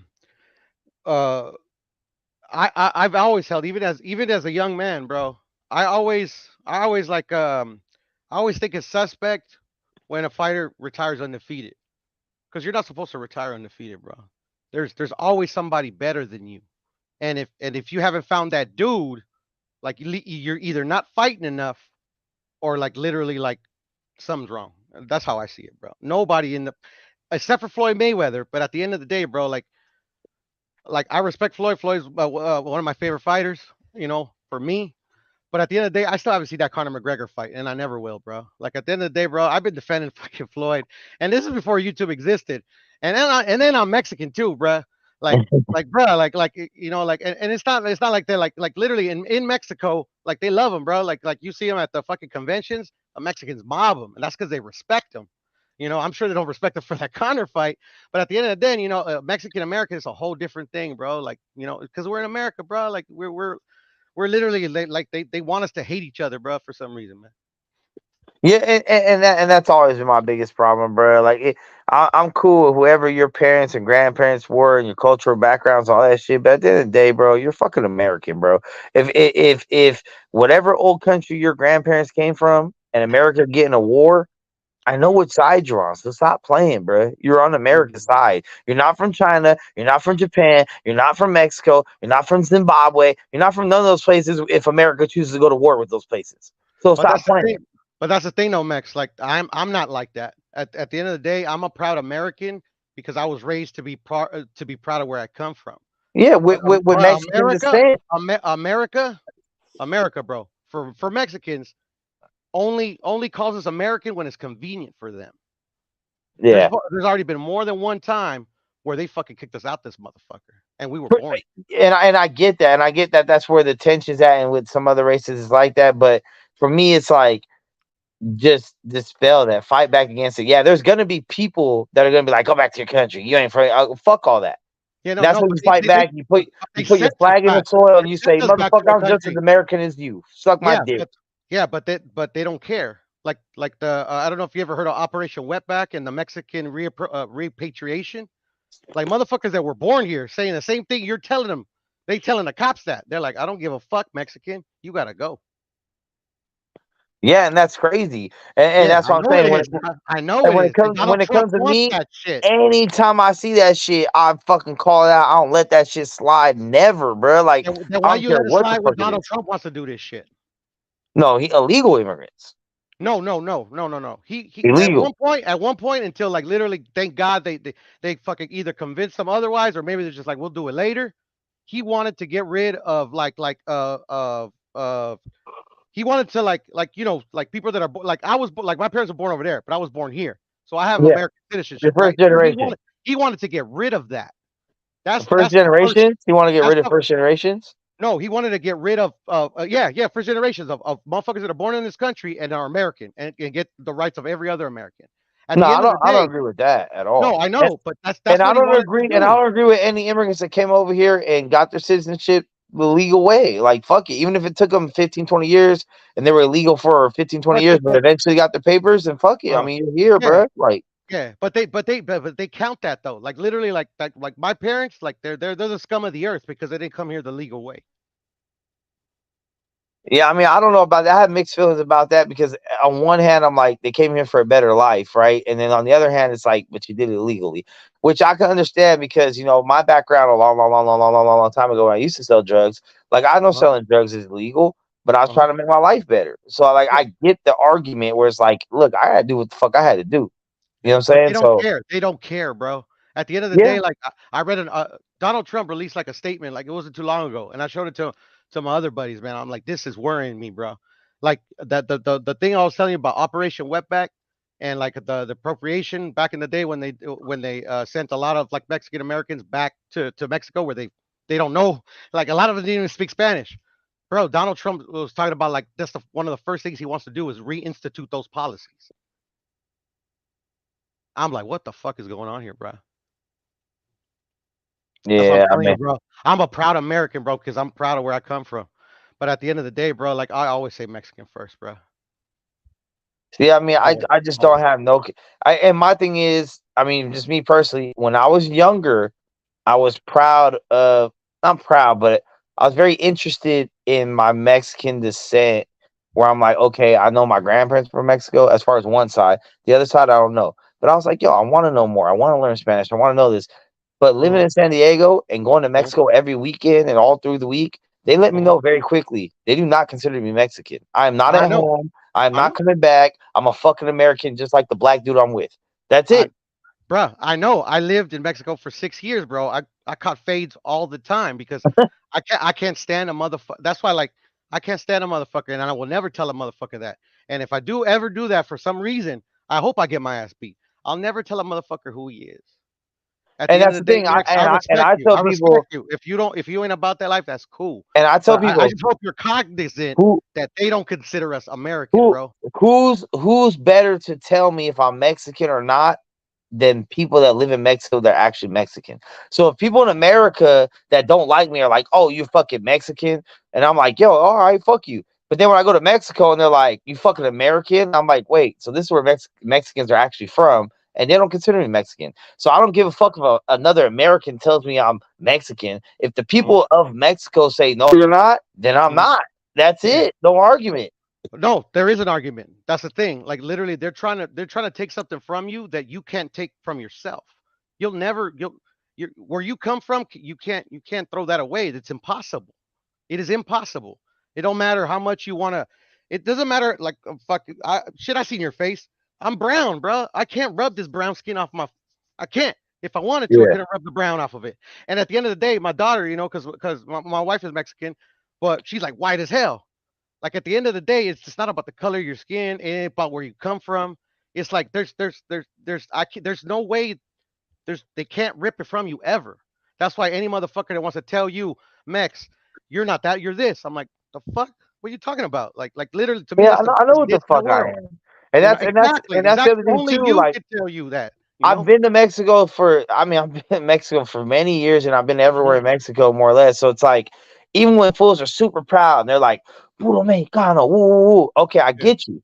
But when you go to Mexico, you have the Oaxacans, you have the Aztecs and Mayan descent dudes, you have the Spaniard colored eyed dudes, you have the redhead freckle dudes, you have, it's like they all look different, but they're all Mexican. And so it's like if they can agree in Mexico that whether you're Oaxacan, whether you're a redhead, whether you're a Canelo looking motherfucker, whether you're a Spaniard that looks white with colored eyes, as long as you're from Mexico, you're Mexican, then how can we not do that in America? Like, no matter what you look like, you're American. Because, and I couldn't even tell you who, like, I would just, like, they used to call it the man. Fuck it, I don't know. The man. Call it, at the end of the day, they're fucking, name it what you call it, man. There's people here that, for whatever reason, I think it might be profit. They profit off of keeping certain people poor. They profit off of people always fucking conflicting with each other. Like at the end of the day, there's a motive. Like I couldn't tell you what that is, but all I know is that while I'm alive, I'm gonna control what I can. And a motherfucker that wants to tell me what I am, I'm always gonna tell you, fuck you. What you gonna do about it? And that's where I'm at. And maybe we're just on two opposite sides because you're like, fuck you, I'm Mexican. I'm like, fuck you, I'm American when people tell me. Because but to each your own. But I'm saying the one thing about America that makes us so different and so unique is that when you're American, there isn't a look to American. Yeah, people will say it's a good old white boy all American, but no, there's not a real look to American. You have black as midnight motherfuckers, you have white as snow motherfuckers, you have colored-eyed motherfuckers, redhead motherfuckers, dreadhead motherfuckers, Mexicans, Asians. They're all American. If you grew up here 3-4 generations in America, no matter what the fuck you look like, you're American. And that's why I tell people, like, okay, even Mexicans, what were Mexicans before Mexico was a country? There was no such thing as a Mexican before Mexico became a country. Just like Italians. The easiest thing is to use Italians. Julius Caesar and the Roman Empire was in the land of Italy before Italy was Italy, but they were just Romans. They were part of the Roman Empire. Once it became Italy, now we start calling them Italians. But Julius Caesar and them were not Italians. They were Romans because there was no such thing as Italy when he was ruling. So you can't be calling them Italians. So it's like you can't call someone something of a country before the country is invented. So therefore, it takes the country first and then the people to come from that area to be called that. So now that we have America established for however many years we have it established, then from here on out, anyone that is born and lives here is American, regardless of what the fuck you look like. People are so fixated on what you look like to try to divert. Like you said, there's power in keeping us separated. You know what I mean? Divided the united we stand, divided we fall. Like it is what it is. Mm-hmm. So they have more interest in just let us all fight amongst each other and let us be like, you're black, you're white, you're Asian, you're Mexican, you're this and this and this, you're Puerto Rican, some bullshit. Like, motherfucker, I get it. Your great grandma's from Puerto Rico, but 4 generations down, you're still from America. Motherfucker, you're American of Puerto Rican descent. You don't have to lose that. You don't have to lose that culture, but realize where you're at.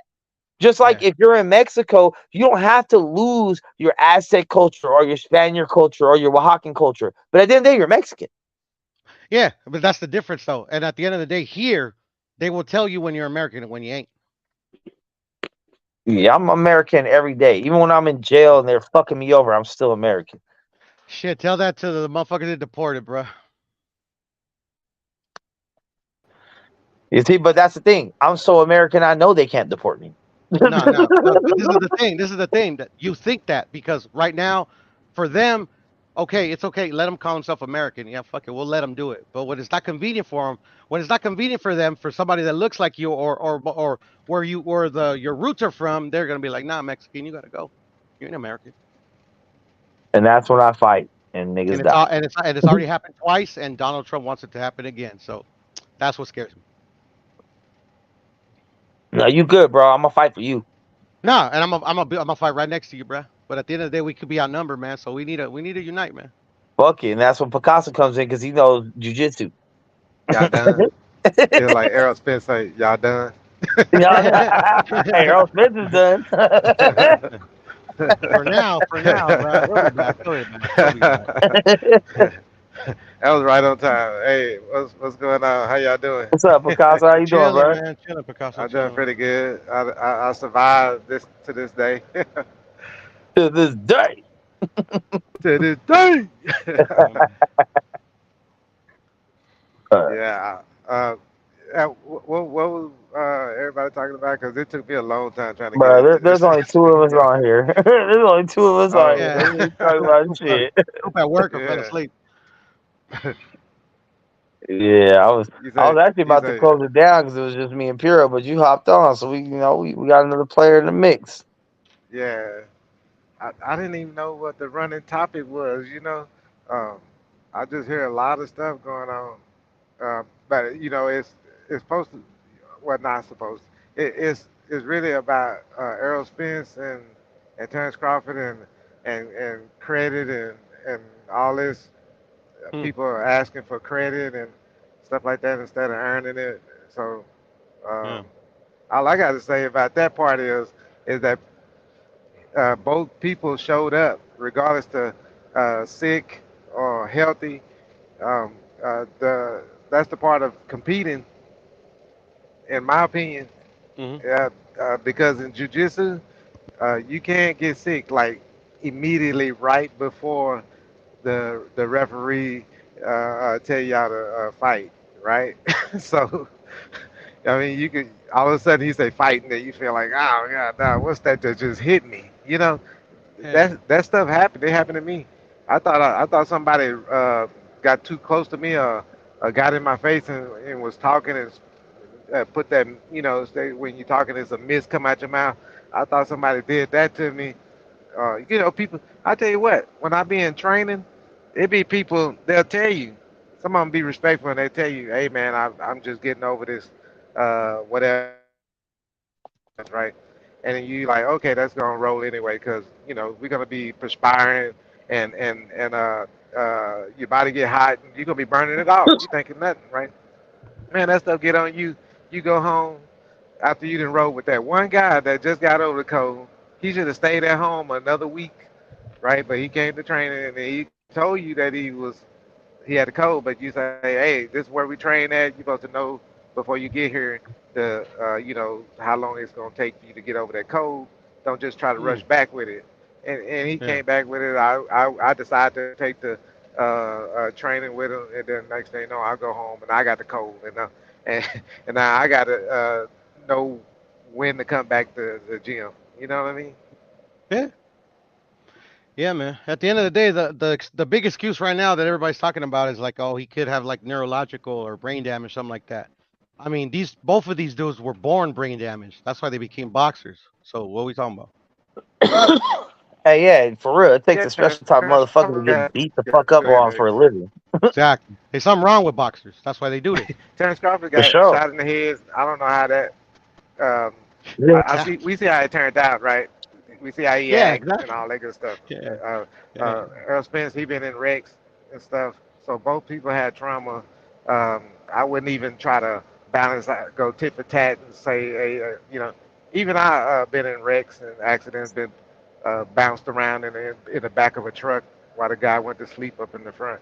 But been in my own little car accidents and all that throughout. Like, been hit on my side, like I was in the passenger seat, and my brother was making a left turn. This big ass Bronco come down the hill and hit my side, knocked me in his lap. And I'm spitting like grass. And he said, "You all right?" And all I wanted to do was get out and fight. And he was trying to stop me from going over there to fight the guy. So, for all I know is I tightened up when the truck hit, and then knocked me over there, hit my shoulder. I wasn't even thinking about shoulder. But the thing is that we walked away from that. Police never showed up, nothing. My brother just went home. We dragged the car to the house until it was, disposed of and all that other stuff. But I've been hit. I hit my head accidentally by just doing normal stuff. I get in and out of the truck, get in and out of my car. I had the door. It was a windy day. I was standing on the ledge of the truck and putting up an antenna at the time. I don't even put up an antenna no more because of this. But I was standing there and the wind was blowing, and I'm not even thinking about it, man. That wind caught that door, slammed that window, hit me. Bow! I was like, I thought I was gonna get dizzy and fall off, the truck, but I was holding on, and I was like, damn, if I can make it through that, then if I get hit by somebody, they're gonna be looking at me like he's still standing. Right. We go through shit every day. We bump our heads. We probably get concussions, and I was in the medical field at one point in the military, so I had to study this stuff. You know what I mean? So the contusions, concussions, fluid in the brain, all this stuff can happen to us any day, any time of your life. I just wouldn't. I wouldn't say it's worthy of an excuse. I say you have to notice it. You have to actually see it to say, okay, that's what that is. I would be more open to hearing that if it was a narrative before the fight. If it even got mentioned one time by one person, just one person. I don't care if it was a janitor at the gym. If one fucking person brought it up before the fight, and we've been on panels for months with the biggest fans, no one said, you know what? I think he might have a little brain damage, but we'll see going in this fight how. And then later they could be like, yo, I told you, but nobody mentioned it at all until he got his ass whooped. And all of a sudden, here comes 105 excuses. No, I heard people outside of the team mention it, like what is his name, Tony Atlas. He See, when he said but it, here's I was another like, thing too. Like, guess what? Whose fault is it? That motherfucker drove drunk. That motherfucker drove drunk. He decided to drink, and get in a fucking Ferrari or a Lambo, or whatever the fuck it was, and go 100 miles an hour, and something happened. Now the other wrecks, if he wasn't at fault, then that's unfortunate, and I understand that. But the big one where he got thrown from the car and all that shit, that was 100% his fault. Right. It's not our fault that he chose to be a drunk driver. Guess who didn't choose to be a drunk driver? Bud. Yeah, they did different things in their lives. So to compare them, you never know. Bud might have drove drunk. I'll put that on him. But sometimes, like, say if I drank something and I drove somewhere and I saw that I almost got killed or in trouble or whatever, and I said, this is the last time I drink, and that was it. That could have been Bud, but it's a lot of stuff behind the scenes. And I put the same energy with Bud. Whatever Bud was doing in them streets, being whatever he was being, and he got shot in the back of his fucking head, that was on him. And like you said, maybe at that point he got shot in the back of the head. He said, "Hey, I'm out this game. I'm concentrating on boxing. I'm not doing this street shit no more." Then good for him. You know what I'm saying? But at the end of the day, if something comes up later, like if Bud, so let's say if Bud would have lost, and been like, "Oh, it's because I got shot in the back of my head. Like, y'all don't know how that is, man. You ain't never had a bullet in the back of your head," and we can be like, "Oh yeah, that's true. At the end of the day, it was his fault." You know what I said for living the life he was living. You know what I thought about that? I said, I looked at their history. If he was consistent doing, beating people the way that he was beaten, and then up until that fight, then somebody brought that up, then I would be like, it's over and done with now. If he want to make the rematch to say that was the problem, because some people get over some things and heal from some things. So I wouldn't even say that each one had an excuse. I just say, hey, they made the fight happen that the people was wanting, and if there's a problem, that's why you got rematch. Yeah, I mean, I knew going into it, I was like, look, only one dude has a built-in excuse, and that was Earl. Earl had he was going to move up to 154 anyway. Well, he hasn't been active for a year and a half. The car accident. He had a bunch of shit where it's like, well, if he loses this fight, it's all these reasons, right? But then it's like, okay, if Bud was to lose, what could he blame it on? Could it be the weight? No, because supposedly he's a smaller fighter. He moved up 140. He's light in the ass. So why could it be the weight? Could it be he was inactive? No, he fought David Evanesian in November. Could it be? Bud didn't have a built-in excuse of if he lost, the reason why he lost. But Earl had a bunch of them, and then here they come, and no one used them beforehand. No one used those excuses. I've been on these panels, bro. I done got all kinds of threats. I done got all kinds of fuck you a bit, all kinds of shit just for picking Bud, and nobody had an excuse going into it. Everyone was 1,000% confident. There's motherfuckers on these panels that lost thousands of fucking dollars because they were so sure Earl was gonna win. But when Earl loses, 1,000,005 excuses. Now, to their credit, there's a couple dudes out there, and I want to give a shout out to the two biggest dudes I know, KO, Knockout Boxing, and my boy Steph, the Stash. Those two dudes took their defeat humbly. They took everything that came with them, all the shit talking, all the shit, and all they had to say was they lost to the better man. They lost to the better man. They didn't say they lost to the better man, but the weight. No, they didn't say they lost to the better man, but the crash. They didn't say, they lost to the better man, but he was inactive. No, they just said, hey, y'all right. You got it. He got that. And that's what I appreciate, bro. Like those people But for all those other motherfuckers, people that never came back to the panel, people that call motherfuckers a bitch, people that start talking about people's lives and children's and they're gonna kill them and they'll fuck them up and they're fucking stupid at like all that shit. But then when Earl lost, now those people aren't even on panels. They ain't even popped up yet. We ain't even seen some of these people. Ben Israel, bitch ass nigga. Like we ain't seen a lot of these motherfuckers pop up. They are hiding right now. They might have killed themselves. They might be hanging in a closet somewhere for all I fucking know. But don't start with excuses now. If anything, at least hedge your bet ahead of time. Even though I look down on that. At least hedge your bet and be like, you know what?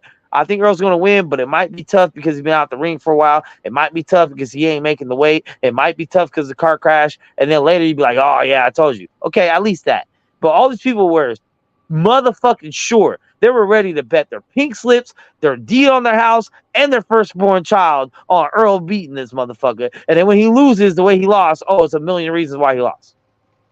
I can tell you this. I had Bud winning. I mean, not Bud. I had Errol Spence winning because I remember last time I was on here, I always came on and said that, and it was like a year ago probably, right? I said I like Errol Spence style. You know, the way he's boxing because it's for some reason I kind of adopted it in my head because I was like this style right here is just breaking people down. And I was going off that Olympic pedigree and everything, and I think that's still there. I think he had a bad night. That's what I say. I can't speak on anybody coming in and particularly coming in, you know, and not standing up on what they said or whatever and all that good stuff, because all it's going to lead into is just a back and forth deal. I kind of like to come to a conclusion within at least a few minutes, you know. Because you know when you get on here, notice when people talking, they repeat something 3 to 4 times. And I think I came on one time and I started going in about somebody repeating themselves, and then I said, if we get a solid answer from you, stop straddling the fence. Then the next person can come up with what they got, and then we can keep that going like that.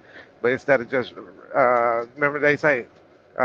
Going back and forth in circles is like prison. Is that Picasso? Yeah. Yes, sir. Holy shit. The one and only. Oh, what's going on? Man. My favorite cheerleader. Listen, man, my phone. I'm messing with you. My phone got hot as hell, dog. That motherfucker wasn't even charged. That shit was so fucking hot. You rolled over it or something?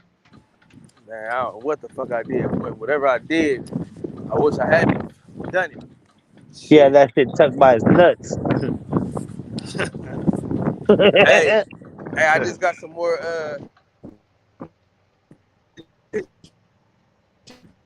What? Lit, dog. Nobody heard you. You broke all the way the fuck up. Oh, I did all the rest of the pictures and the videos and shit. My TikTok needs to be lit. Good, bro. I'm just happy you finally fucking did a little bit of work while you enjoyed yourself. Just a little bit. You know, here and there we get the opportunity, a quick 2-3 minutes with a motherfucker that's gonna make your channel pop, bro. Like, that's it. I know you didn't take much time. I seen you ask like everybody pretty much a question or two, and then you let them have it. They all right, you know, I'm not trying to get too much of your time. And that's how you do it. Motherfuckers already fuck with you. You only asked them a question or two, you took up 30 seconds to a minute at a time, and it was out. You know what? I like Kyle. I like the way you interview. When you don't, you know, you're not out there giggling and laughing and trying to get on, kiss a person's ass, you know, to get close to them or whatever. But it seemed more like you genuinely want to, you know, walk up to them and speak and then say, hey man, what do you think about this?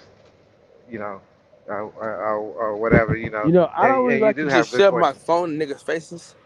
Yeah. That's just something that I just can't do. And I'm not gonna chase you down for an interview. I ain't doing that either. So it is what it is. You know what? When I was in the gym, I was around people that were celebrities. You know, they was actually training, and I was training with them, and and they were going off to the WEC, the UFC, UFC contender, whatever, and a bunch of other names that y'all probably haven't heard of because they were local fights. But um, I've been around all them people for years, just training, and I never even before then, I never just got overwhelmed with celebrities and stuff like that. But um, because I've seen some other celebrities, you know what I mean. But when I got in there with them type of celebrities, I mean, they not celebrities. Even like Blu-ray, I seen Blu-ray 5 years before I actually started talking to him on in person. You know what I mean? I met him 5 years at the park. I was jogging and running for a tournament. You know, I was getting training for a tournament, and he said, "What? Why you?" He asked me. Him and some other dudes had their shirt off. I told y'all this story. Yeah, they had their shirt off over there at the park, and it's on YouTube on top of that because that's how I recognized. I was like, "That was the dude over there," and then I was like, "Oh, that was." I didn't know who that was, you know, but he had asked me what gym I go to and all this and what I do. And I think he asked me that because I think he was trying to. He said he wanted to get into the something like that, or have somebody teach his son that. You know what I mean? So, uh, but it wasn't clear to me that day. That day, I'm running around there in another zone. And then when he asked me for a number or something like that, I said I'll give you my coach number. That way, if you want to join the gym, then you can call him. But I can't.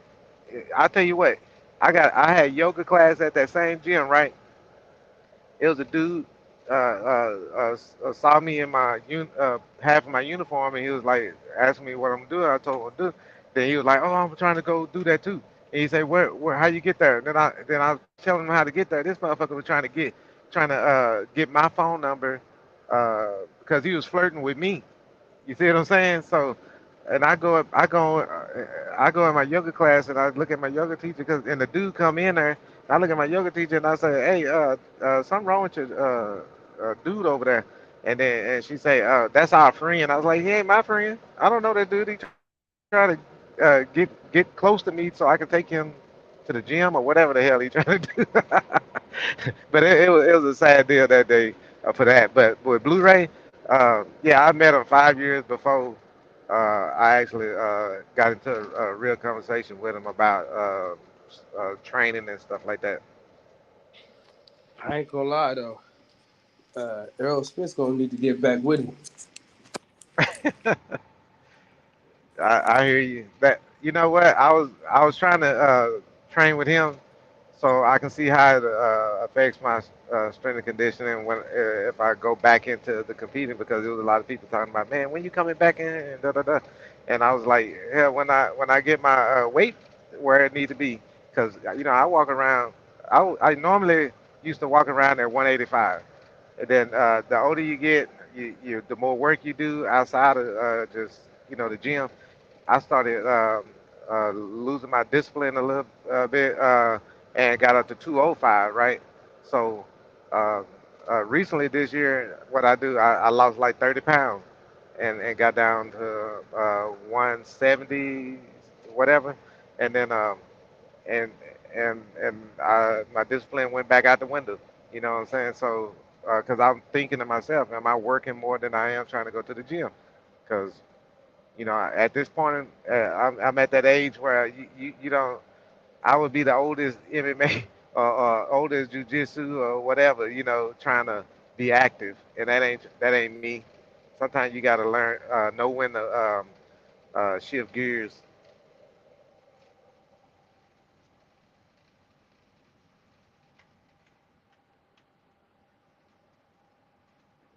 Hello,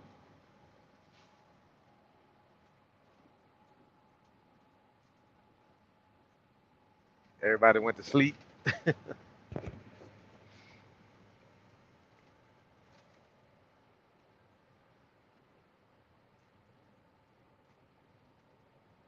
Hey, Kyle. Anybody? Anybody?